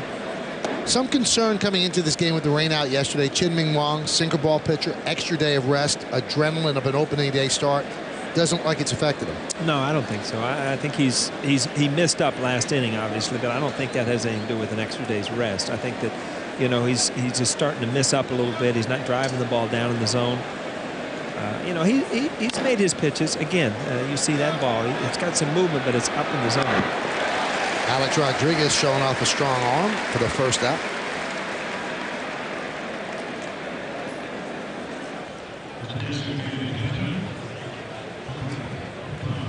.38 wins for Chien-Ming Wang, 19 apiece the last 2 years, and that leads all of Major League Baseball. The Red Sox, Josh Beckett at 36, and the Tigers, Justin Verlander at 35.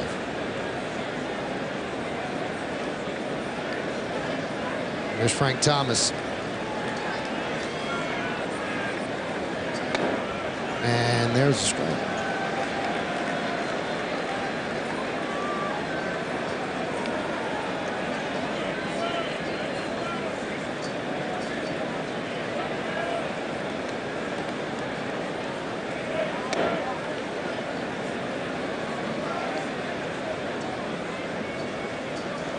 See what Frank Thomas did last year. That's a good year, and if he can continue to have good years, I mean, obviously if you're a Blue Jays fan, you hope for a great year, and if you look at the back of his baseball card, he's had some great years in the past, so you just hope that he hangs on and he's offensively contributes to this team, because you need somebody behind Rios and Wells, so those guys have to be pitched to.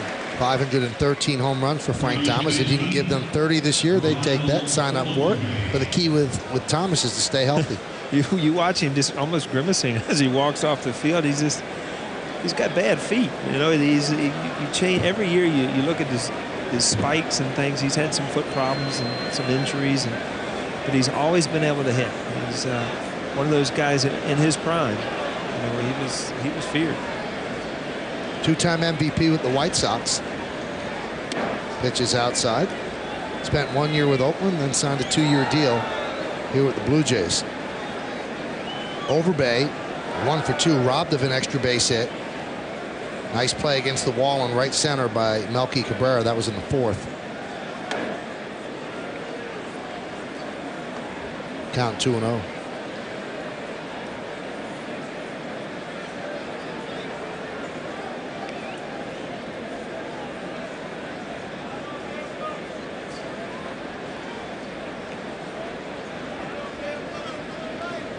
And the 2-0.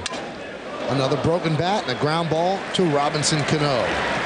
3 ground balls, 3 outs in a row. And we've played 5.5 innings at Yankee Stadium, 2-1 Jays. And now here's a word from our friends at the Fox Business Network. And then obviously Mickey Mantle took part in this as well.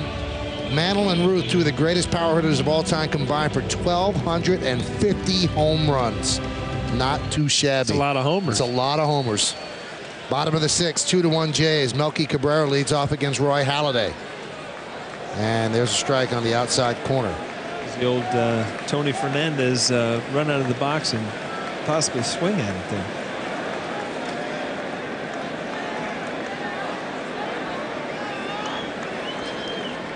A lot of people don't remember this, Paul. You remember it because you were a teammate. Tony Fernandez was the shortstop before Derek Jeter. Oh, yeah. And he did a pretty good job for the Yankees. Really good job. I mean, defensively, he was something. He made a lot of good plays out there. Good hitter. And he actually went over to third base for a while. Second, he kind of moved around. He was actually going to be the second baseman in '96. And then he got hurt in spring training. And I went to Mariano Duncan. We play today, we win today. Yeah, we get a lot of hits today. That's what he'd say.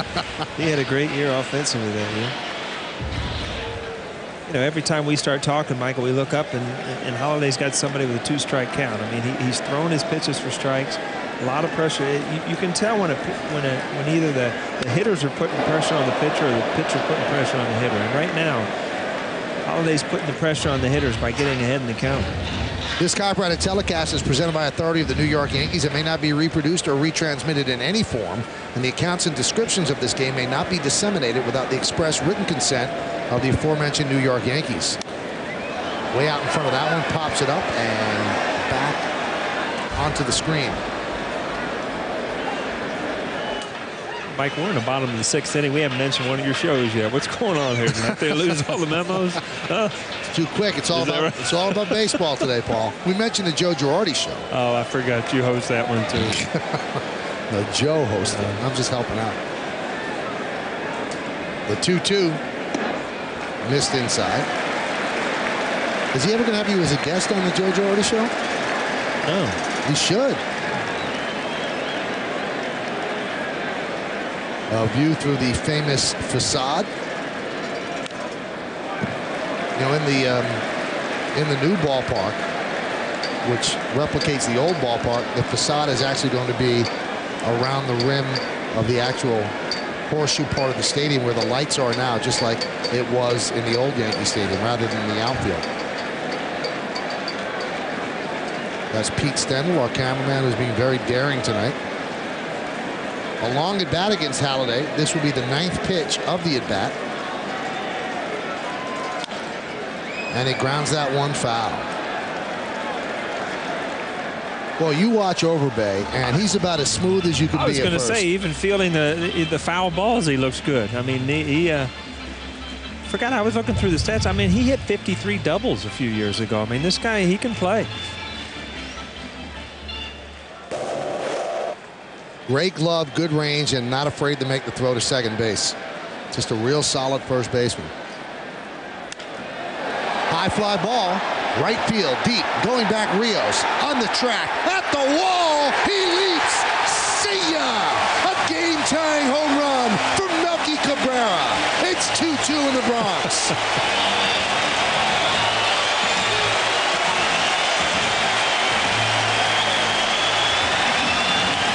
Great at bat by Melky Cabrera. Didn't get it on. And what I was laughing about is I saw Holliday's reaction when he was screaming at this ballpark. And I mean, as a left-handed hitter, once in a while you get one right down the line. Melky handles a tough pitch here. Didn't quite get it in as much as he wanted to. Those are the eyes of hoping that ball goes out right there.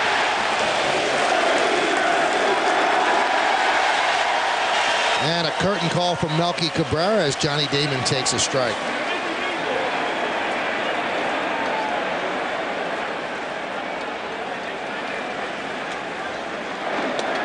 Pitch is low.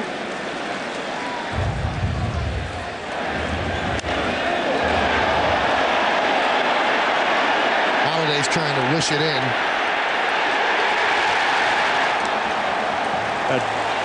A couple of seconds after that, he was cursing the ballpark. And you know, as a pitcher, you try to pitch where you're from. And obviously, you don't want left-handed hitters hitting it right down the line. But as many as you give up down the line, you gain in the gaps here. And that's why you have to pitch to the ballpark.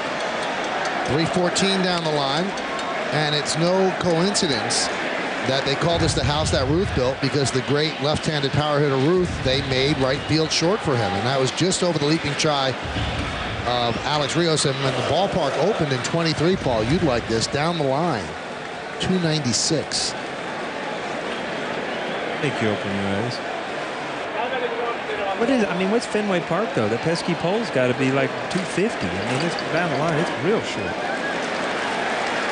I know down the left field line it's 310, they say, but a lot of people think that's shorter. But the pesky pole does run straight out.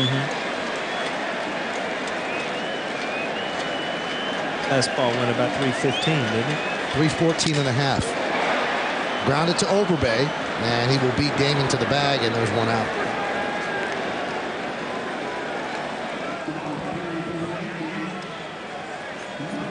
You can see the frustration on Holliday's face, and it's because you're in a good game, and it's a 2-1 game, and you're trying to pitch your team to get them late in the game, and all of a sudden you got a tie game, and you know that your pitches are probably limited on opening day. So it's a frustrating place to be when you're the ace pitcher. That's a decision that Gibbons obviously is going to have to make. How long do you go with the guy? I mean, you want to win every game, but it's opening day. You know, you've got 30-some starts ahead for your best pitcher, and you try to do what's right for these guys. But, I mean, he doesn't look like he's laboring at all. I mean, his pitch count has been down. Archway of the Cathedral of Baseball through the facade, the flag. That's a picture. Yeah. That is a great picture. Right back to a great pitcher, and there's 2 away.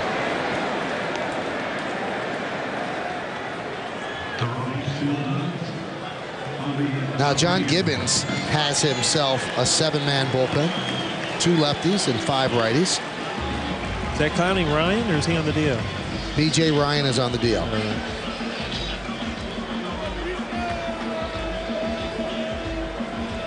Their lefties are Downs and Talent. Right.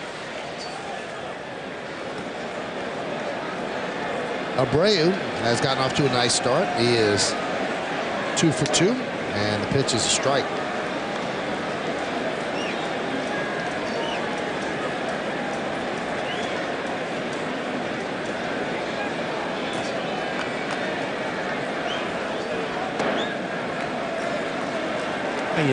You're a first-year manager and you're Joe Girardi, and you come into opening day, and you can tell by when he ran out to the line, you know, it just kind of pumped up, a little nervous. And now you come down to a game right now where you're in the 7th inning, going into the 7th inning, and you got to try to figure out how to win a close game. I mean, this is a neat night, and this is a lot of things going on right now. How he can try to get his first win. There's the 8th and 9th inning right there. Job of Chamberlain on the left, Mariano Rivera on the right. And Abreu grounds one to second. Aaron Hill makes the play. But Melky Cabrera has been a big part of this 2-2 tie. He's made 2 unbelievable catches, robbing the Blue Jays of 2 extra base hits in this inning. Hey, if you get a chance, stop by and visit our friends at J&R Music and Computer World. We go to the 7th inning. It is a 2-2 tie. It's not in that ballpark. We're over here across the street. And Chien-Ming Wang still in there, and he deals a strike to Aaron Hill. 82 total pitches for Wang as we go to the 7th. You've got that new ballpark. I mean, it's exciting to see. There's no doubt about it. But can you even expect or even hope to have the history that was in this ballpark? Well, Derek Jeter said yesterday, he said it's right across the street. That's not too far for the ghost to travel. Sure. There you go.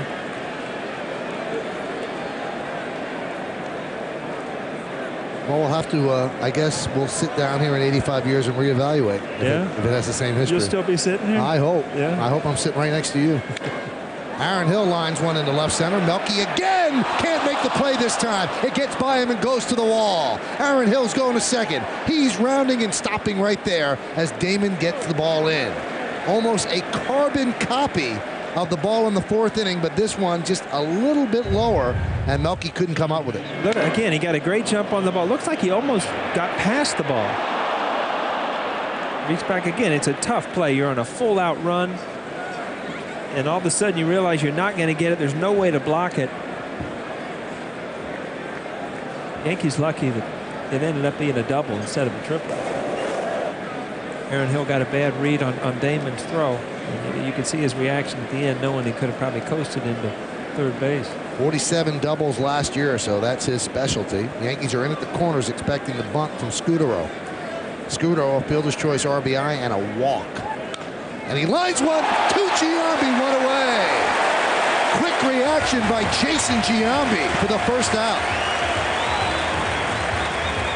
Well, Scudero can't do anything more than other than hit the ball hard the other way. And Giambi coming in expecting the bunt. You said it, Michael. That's just a reaction play. It's a great play. This is real speed, and that's real quick. Giambi wants to play first base. Says he's a better hitter when he's out there defensively. And the Yankees are hoping to squeeze 4 to 5 games a week out of him at first base. That's the one thing I've noticed up here in the booth, and especially watching it on TV, is how slow everything looks on TV and how quick it really happens out on the field, how fast that ball moves. There's a split with Giambi playing in the field, 309 hitter, as a DH, a 246 hitter. Now that's a little bit skewed because sometimes he's been DHing because he's just not healthy enough to play, and that would make him less of a hitter. But the numbers don't lie there. He is a much better average hitter. And the count 2-0 to Zong.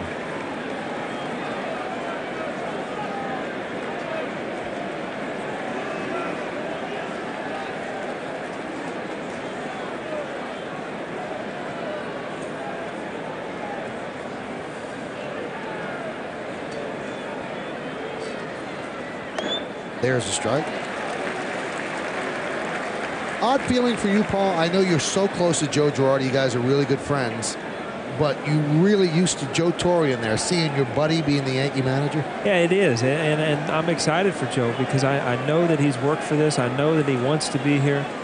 And, you know, I talked to Joe Torre the other day.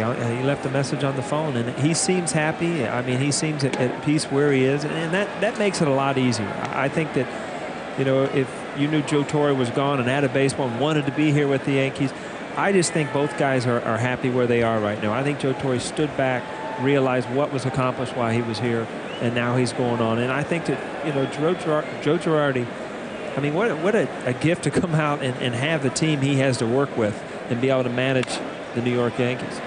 Grounded, left side, Jeter. As Hill moves the third, 2 away.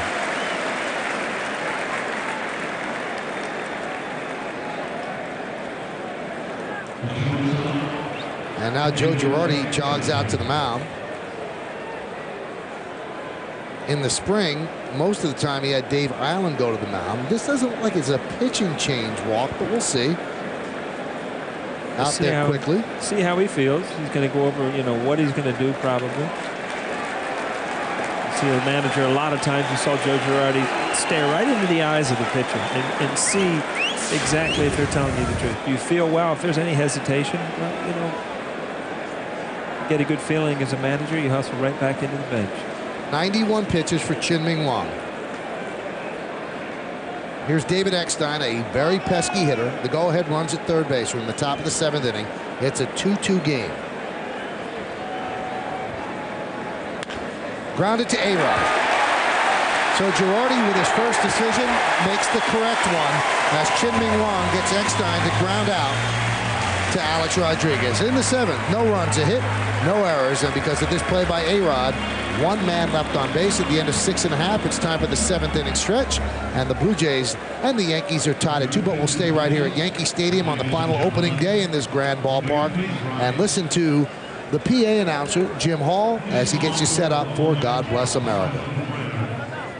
As we remember the servicemen and women who are stationed around the globe, and especially remember those who lost their lives defending our freedom and our way of life. Now, please join Kate Smith as she sings God Bless America.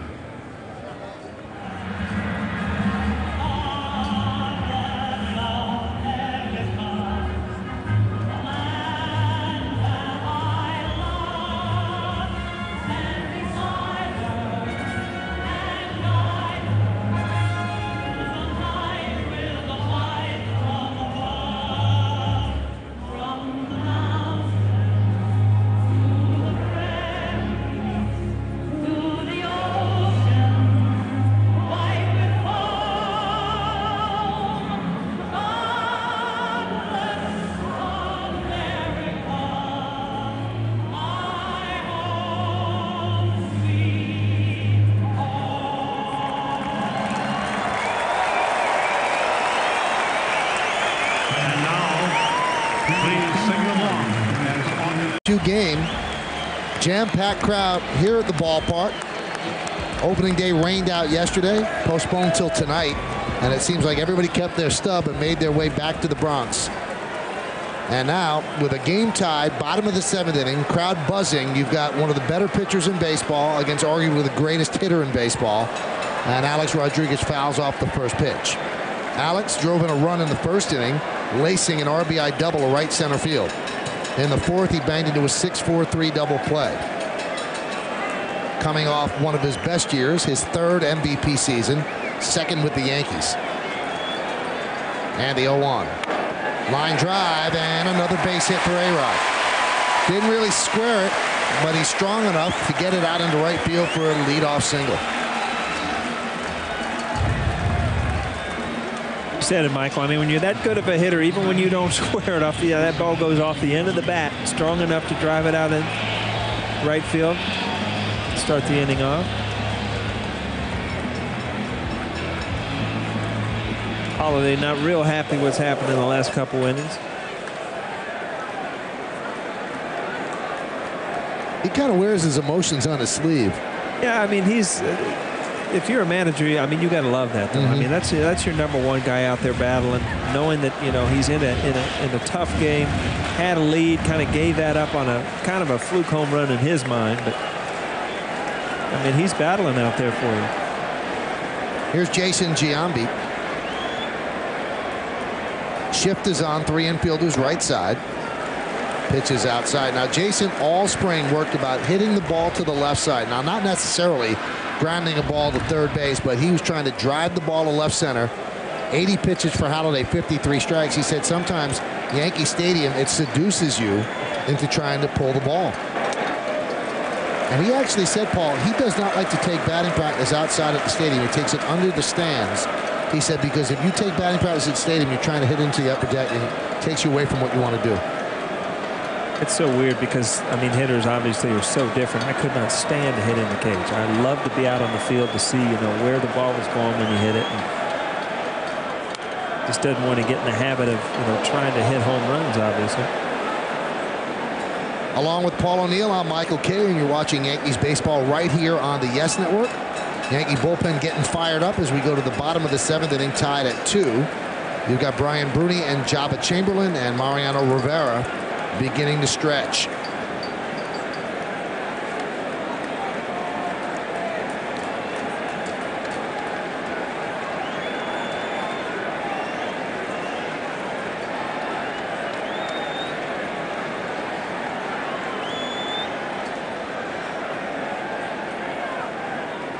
The 2-1 fouled away.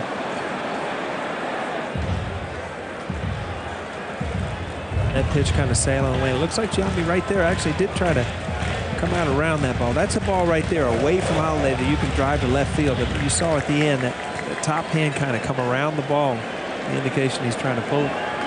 One of the 2 left-handers in the bullpen, Brian Tallett, getting ready.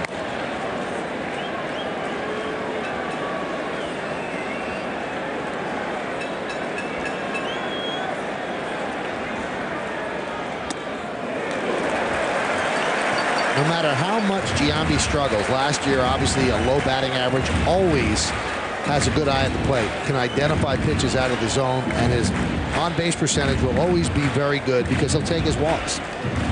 Now another decision for Joe Girardi quickly. Do you send the runner here? You know, I probably don't. I mean, with no outs, I probably don't send him. He goes. Pitch is low. And the Blue Jays really had a scramble because with the shift on, the third baseman Scudero was standing at second to get the throw. And Alex Rodriguez, if he thought he could have beaten Scudero, could have taken off for third. Let's take a look at how that watched. You see what Michael's talking about. You've got the shift over here. You've got absolutely nobody all the way to the base. Hard as a base runner to think of that before it happens. If you're thinking you might have to slide it if you're going to steal. So the Yankees are set up. You could see they're going to be doing some running this year. Took a chance there, didn't want to have the double play, but Giambi worked the walk. Here is Cano. Do they bunt with Cano, who's one of their best hitters? They don't. The Blue Jays thought they might. They were in at the corners.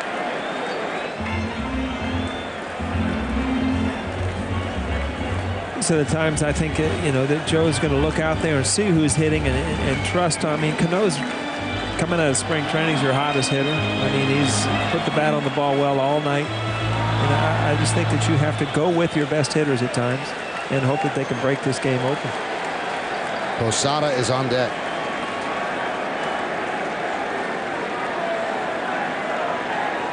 Cano 6 for 15 with 2 home runs lifetime against Halladay, who has 86 pitches, 56 strikes. Kind of hard to put the bunt sign on those lifetime numbers. Huh? And Girardi knows those numbers. That one's chopped over the mound. Going to be a tough play. And a good play by Giambi to stay out of the double play. He stopped, would not allow himself to be tagged, and that forced the throw to first base, and then Giambi got to second. You're right, Michael. I mean, this is as a base runner, this is what you do. You have to make him throw to first and then get you on the other end. He had gone so far that they had no chance to get him. See the job. He's going to give Robbie Kakuza something in the locker room. That uniform will be washed for the first time this year. Let's manage again, Paul. You've got Matsui on deck. Yeah, well, we know the call already is Gibbons is going to intentionally walk Posada. You like this move? I do. I think you've got a guy that, you've got your pitcher out there that knows how to get a double play. He's going to, you can trust him to make the right pitches. Although Matsui's as good as anybody at getting that guy in from third base. But again, he's had some problems running a little bit because of his knee. So it's your best matchup, obviously, with the Blue Jays.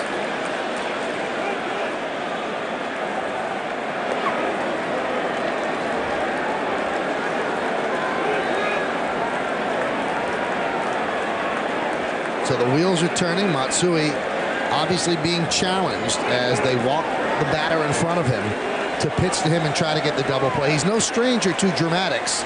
His first opening day here at Yankee Stadium with the bases loaded against the Twins, he goes yard for a grand slam, and that was his introduction to the Bronx. April 8, 2003. Time flies, and that was his first curtain call. He wouldn't mind another one right here in 2008. Alex Rodriguez is the go-ahead run at third, talking to Bobby Meacham. Jason Giambi at second, and Jorge Posada is at first. The speed decreases as you go from third to first. 5 minutes after 9, bottom of the 7th, a 2-2 game.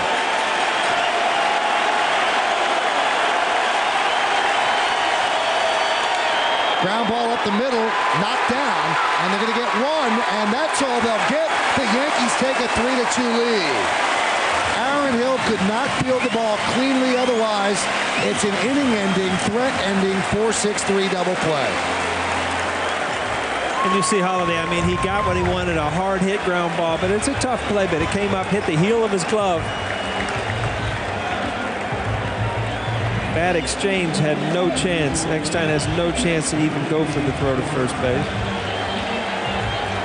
But as a manager, I mean, you've given yourself an opportunity to get out of this inning with your best pitcher on. He gets that ground ball, and defense comes into play so much in close games. Double play, you're on the bench in a tie ball game. You don't make the double play. Now you have some bigger pitches for Halladay to try to stay out, keep this team in the game. Here's Melky Cabrera, and he's had a big night. And there's a strike.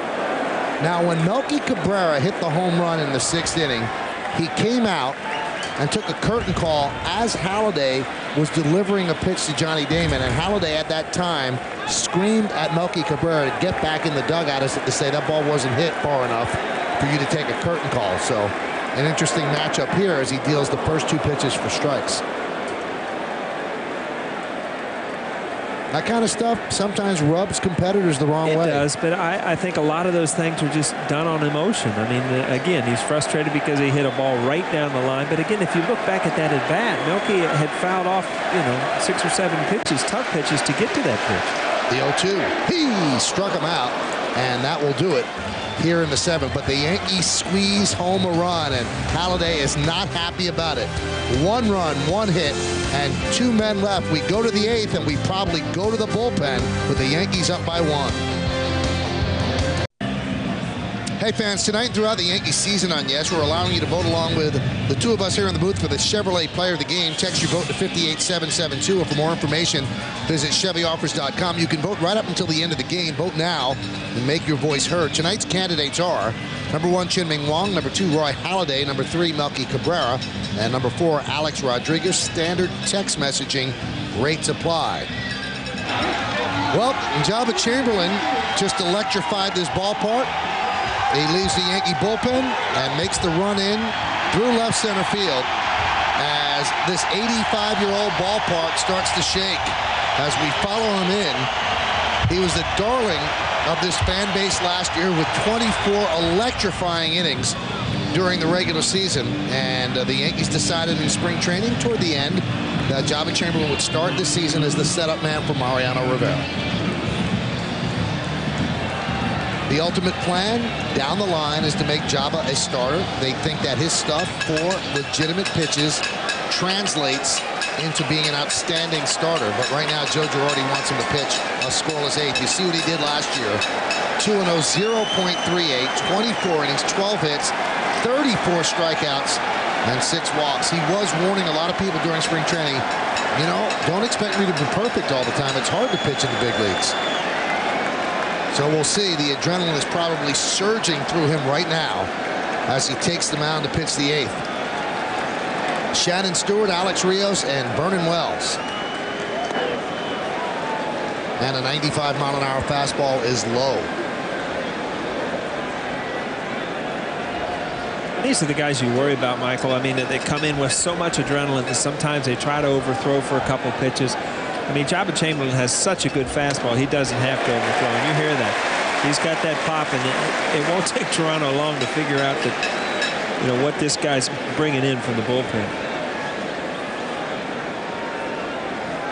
Jabba's dad, Harlan, is here. Made the trip from Nebraska. Be here all week with Jabba as he gets Stewart to ground to second, 1 away.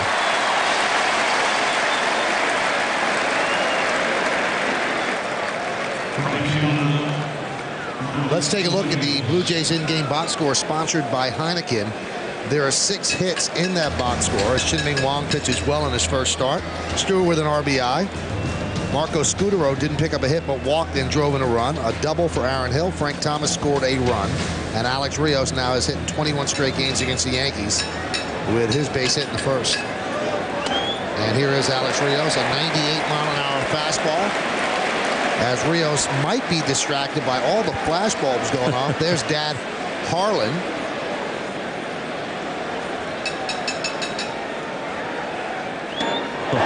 There's that killer slider. Check swing, did he go? No, said Jerry Mills. We saw those little kids early in the game that you know might be their first opening day at Yankee Stadium, and you're getting your money's worth. You're seeing a great game. You've seen 2 good starting pitchers. Now you're seeing Jabba Chamberlain come. I mean, these are the things that kids remember. And this is a neat opening day when you get this in this situation, just like the script would write it out. 8th inning, go to Jabba Chamberlain. Hopefully 9th inning, if you're Joe Girardi, go to Mariano Rivera. And the 1-2. Foul back. Now, last year when Jabba got to a 2-strike count, opposing hitters were 4 for 50 against him. And of the 46 outs he recorded, 34 were strikeouts. So that's an 080 batting average with 2 strikes. Oh, he's got such a good fastball that hitters have to hit off his fastball. You can't look for his breaking ball, and that's where you wave at that thing that's out of the strike zone.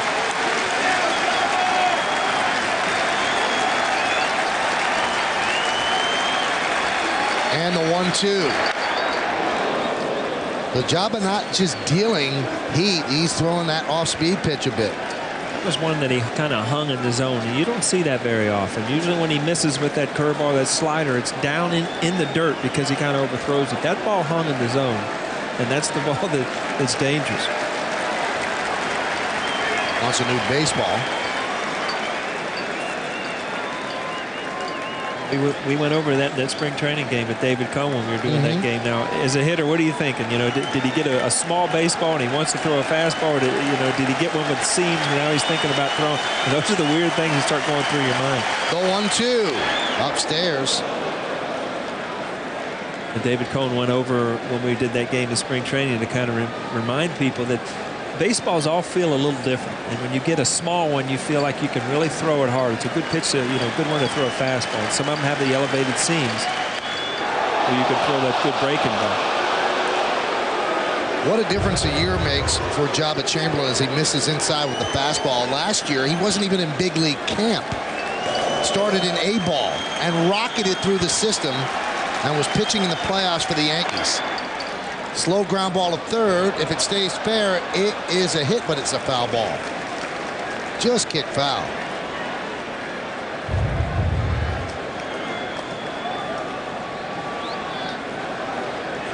Another breaking ball right off, cued off the end of the bat, and it just catches that inline. So if that spin catches it foul.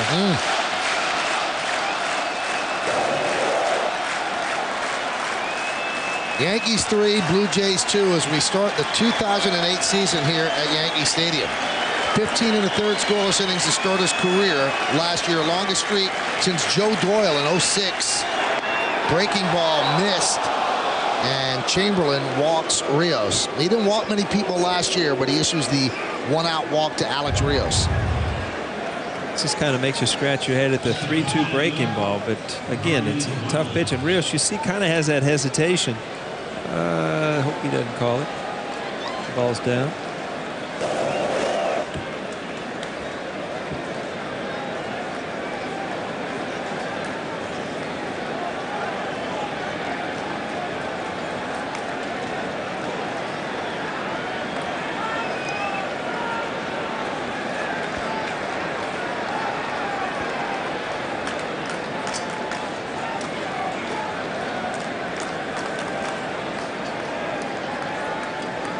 Rios can run. Like most hard throwers, Chamberlain not that quick to the plate. Trying to keep him close. Some of the things that Joe Girardi is going to do. I mean, as a manager, you'll throw over there trying to catch people leaning to give you an indication that you might be stealing. Girardi being an ex-catcher, obviously is very good at that.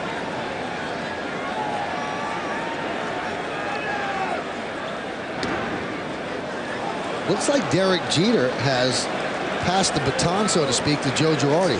Joe Torre used to always have to hold the bat between at-bats for Jeter, and now Jeter looks like he's entrusted his bat to Joe Girardi. Robbie Thompson going through the signs, whether to pitch out or not. Count 2-0. There's Joe with the Jeter bat. That just seems to be one of the obligation for a Yankee manager.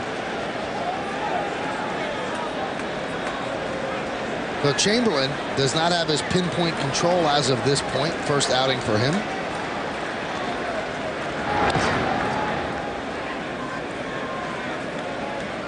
Girardi's on a test run with that bat. I guess. A couple good games he'll have with the rest of the year. He'll have it the rest of his career.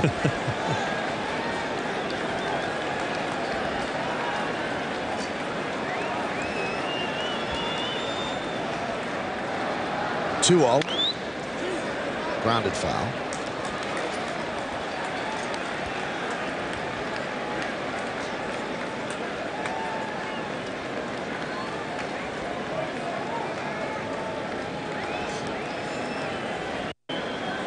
Talked about it earlier. There's going to be 2 or 3, situations throughout the game that are going to make to break the game. And again, we went through Holiday being through one of them. This is another one. Blue Jays have, the guys they want at the plate. The big situations coming up this inning, and Chamberlain in trouble.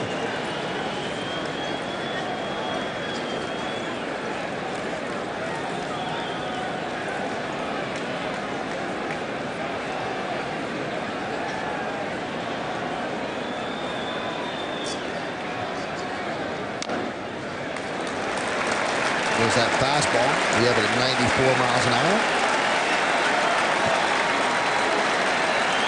See Rios over there looks a little confused, trying to get a jump on Chamberlain and possibly slam. This is, as a base stealer, a lot of times you try to run on certain pitches and you try to pick a curveball. Chamberlain with 2 strikes throws that curveball a lot. So this is a good time for Rios. If you have you might steal, you try to pick a curveball because Jabba could throw that in the dirt, and obviously it's a tougher pitch to throw on.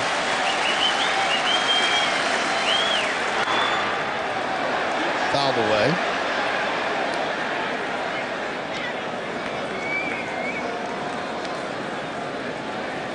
You could see that Chamberlain has not quite built up the arm strength to the point that he had last year when he came up in August, because he would be throwing consistently 98, 99, 100, and he's about 94 with his fastballs tonight. My question is, though, how long is it going to take him? Because he's a relief pitcher now where he's using 2 pitches. He's using the fastball and the curveball, and, you know, you hear about his 4 pitches. If he does go in the future into a starting role, how long it's going to take him to control those 4 pitches away in this game? I don't know that you can pitch as a starter the way he does as in the bullpen.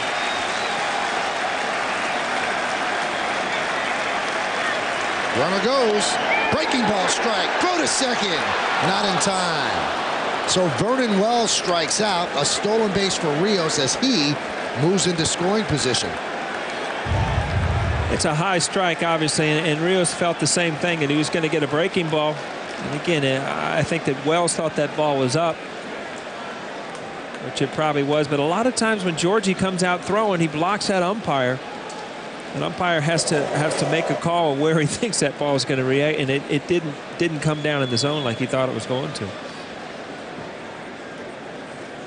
And it's kind of strange as well, Paul. You know, hitters usually jump on hanging breaking balls. That was not a great breaking ball. No. And this is Posada maybe blocking the ump, getting up quickly. And Vernon Wells thought that was a high pitch right there. And it was a tough pitch to throw out a runner on, because that, if you're a base runner, you're looking for the breaking ball. Sure. So here's Frank Thomas, in all likelihood a future Hall of Famer, and a big moment in this game where in the 8th inning, Jays trail by 1. Swings at the first pitch and fouls it away. Frank Thomas knows how to drive in runs. He's had 11 seasons of 100 or more RBIs.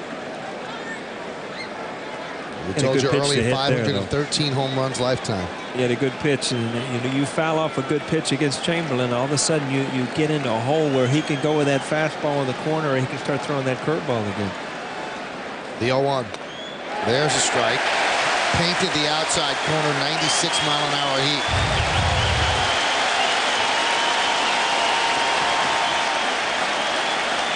That's a tough one to hit there, Michael. 96 right on the corner. Opponents 0 for 16 last year against Java with runners in scoring position. He's trying to make it 0 for 1 in 08. Rios at second. The 0-2. He struck him out.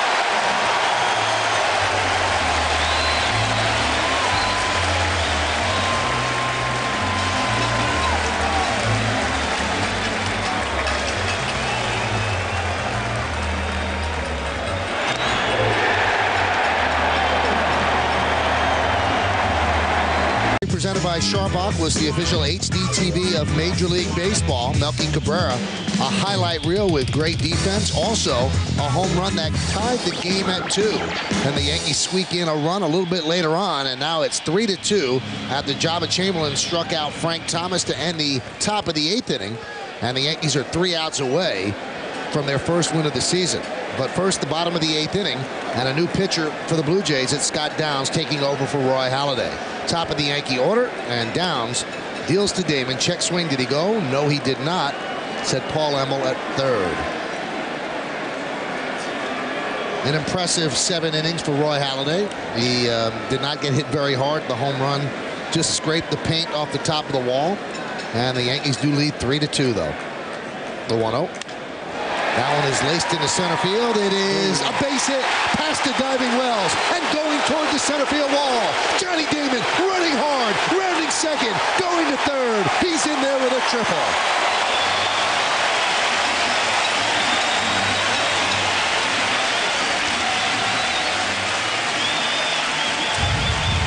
Good piece of hitting by Johnny Damon. You could tell the angle that Wells took at that ball, that he was going to have to dive for it. And like we said with Milky Doe, when you're in center field, you know that ball is going all the way to the wall. Johnny saw the same thing. It's an easy stand-up triple once that gets by the center fielder.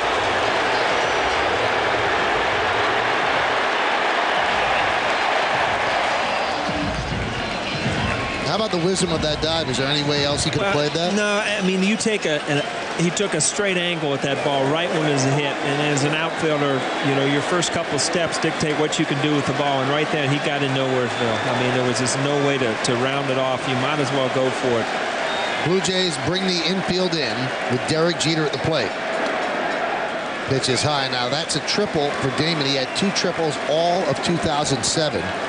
And the triple is 88th career triple. Scott Downs last year, a good year out of the bullpen. Less than a hit per inning and almost a strikeout per inning.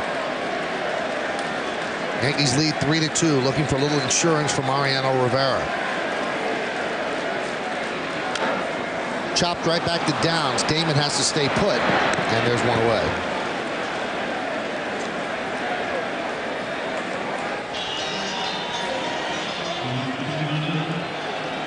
If the New York Yankees here, you have to get this running. I mean, this is such an important run going into the 9th inning. It almost puts a nail in the coffin. And you know, Jeet's so good at that. But you got the infield in now. You got a tough lefty matchup here. But you know, if you're Bobby Abreu, you got to make sure you get this ball out of the infield and drive this run in. And the infield remains in. Abreu tonight is 2 for 3. Singleton scored the Yankees' first run in the 1st, and then singles right in the 4th, a ground ball to 2nd in the 6th.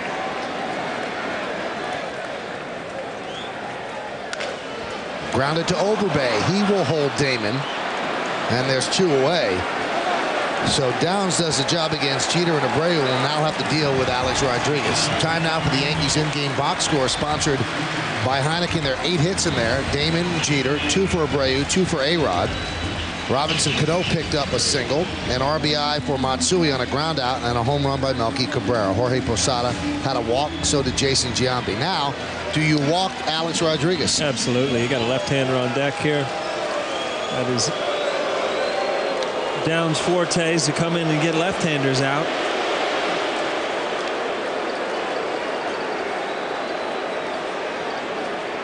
Now, they could have gone another way if they didn't want to walk A-Rod. They have a right-hander warming in the bullpen if they wanted to go that route. But any pitcher against A-Rod, the way he hit last year and the way he's hit his whole career, this is the move to make.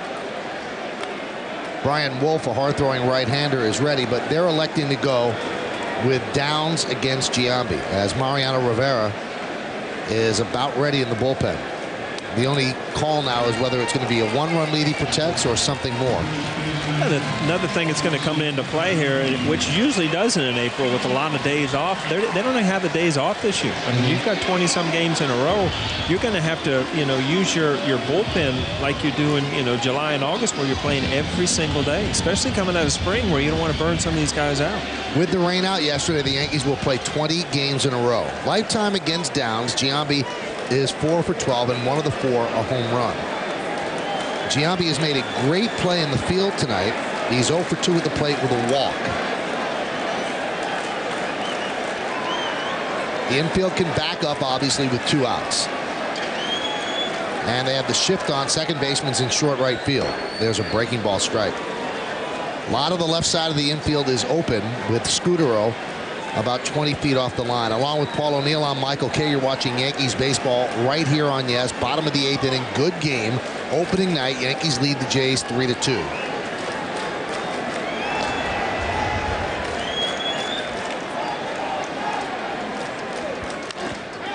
And quickly Downs up 0-2.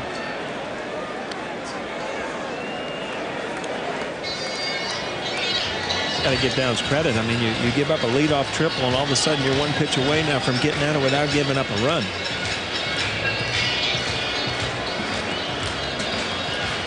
That leadoff triple to Johnny Damon. He's remained there after Jeter tapped back to the mound and Abreu grounded to first. Then an intentional walk to A-Rod to pass the baton to Jason Giambi.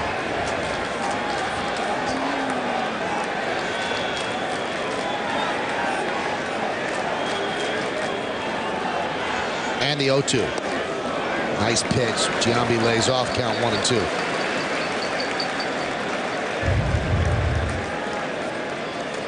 Slider down off the plate. Tough pitch to hold up on. 0-2 off the left-hander. Again, we go over. Giambi has such a good eye.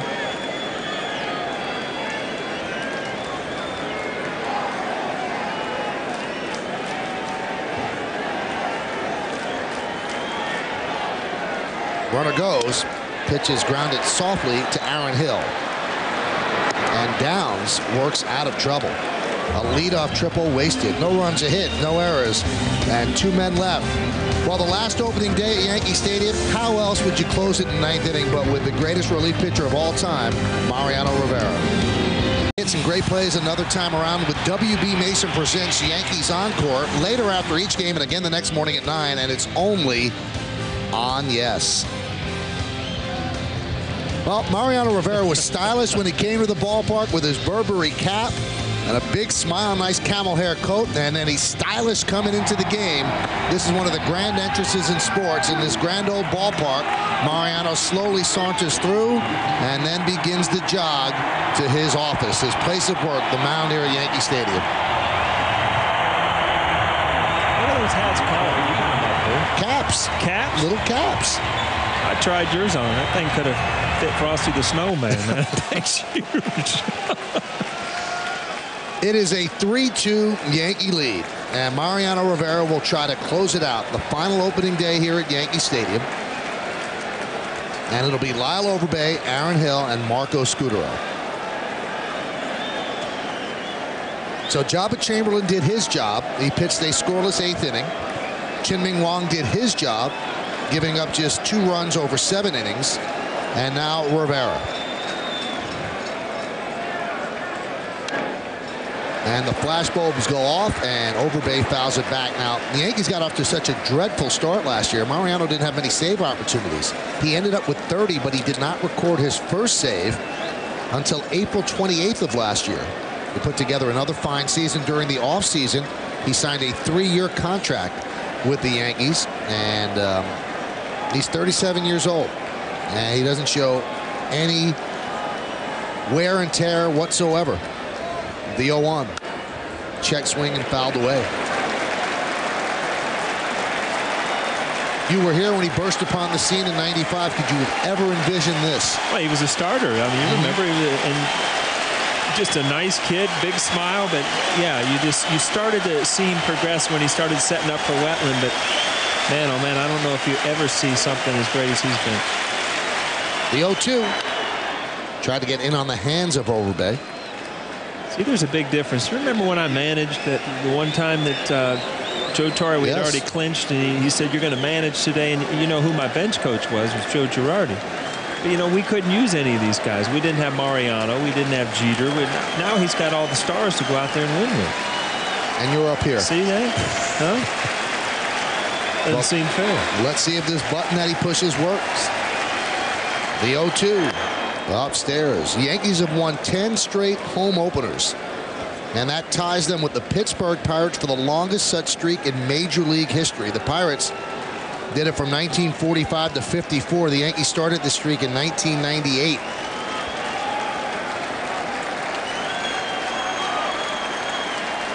The 1-2. Strike 3. Overbay down looking.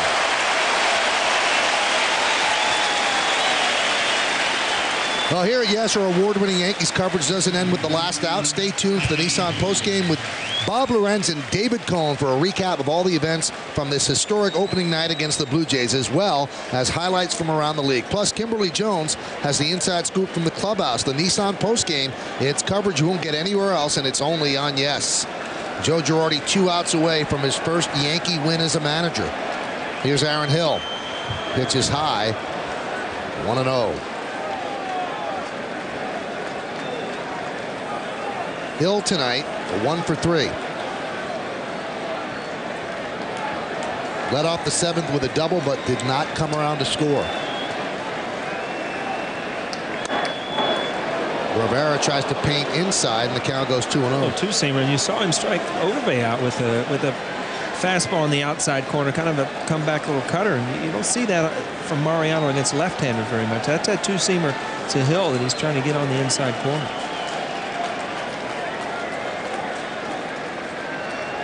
And the 2-0. There's a strike.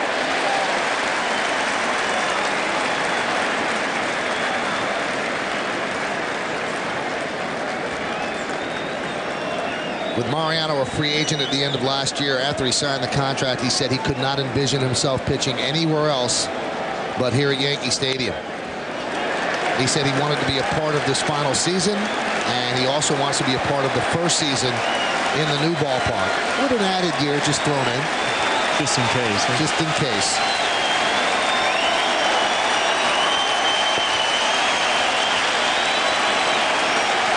So many great moments from Rivera. Regular season, postseason. And trying to add one more page to the scrapbook with a big opening day save, the 2-2.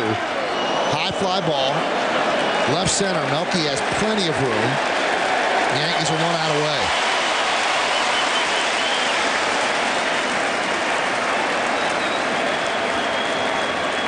The things that must be going through Joe Girardi's mind. He has worked toward this for a long time. Yes, he's managed before. He managed 1 year with the Marlins and actually won the National League Manager of the Year job. That'd be exciting, but it's got to. The way that tonight's gone about is the neat thing. I mean, you've got good pitching. You've had a couple timely hits. You've got the manager bullpen, and you've got to hand the ball to Mariano in the ninth, and that's just textbook Yankee baseball. Now here's Scudero, who had a walk-off home run against Rivera last year in Oakland. So there's some history in this matchup as Rivera starts him off with a pitch outside.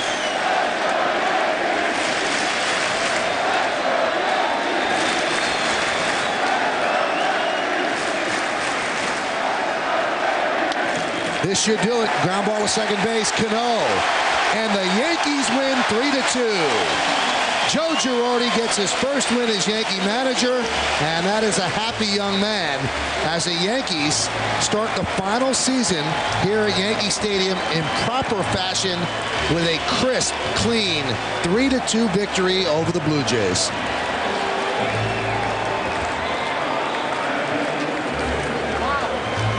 Well, he pushed all the right buttons. He kept in Chien-Ming Wang when he was wondering whether or not to.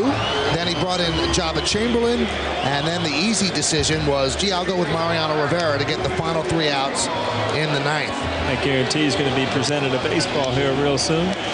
Probably from Mariano. Now he's heading right toward Girardi, and there he gives him.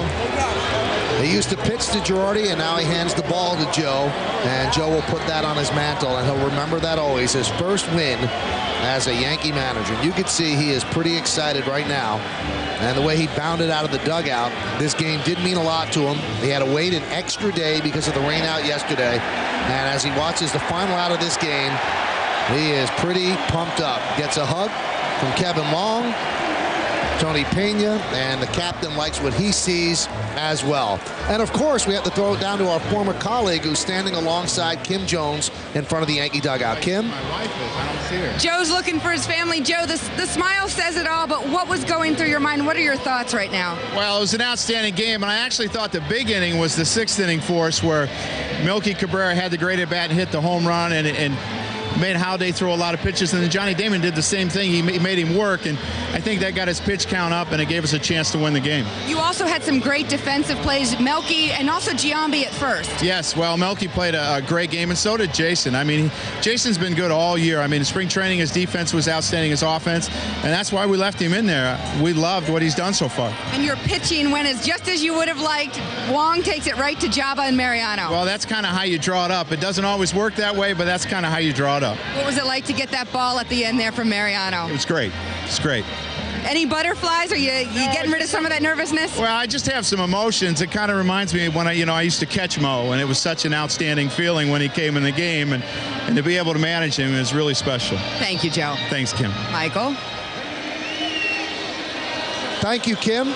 The Yankees pick up their 11th straight win in a home opener, and that is a major league record. But for Joe Girardi, he's 1-0. The other 10 wins don't really mean that much to him. The number 27 on his back, that's his destination, looking for the 27th world title for the Yankee organization. Getting a little ahead of ourselves, though, as Mariano Rivera saves Joe Girardi's first game. Yankees win this one 3-2. More to come. Stay right where you are.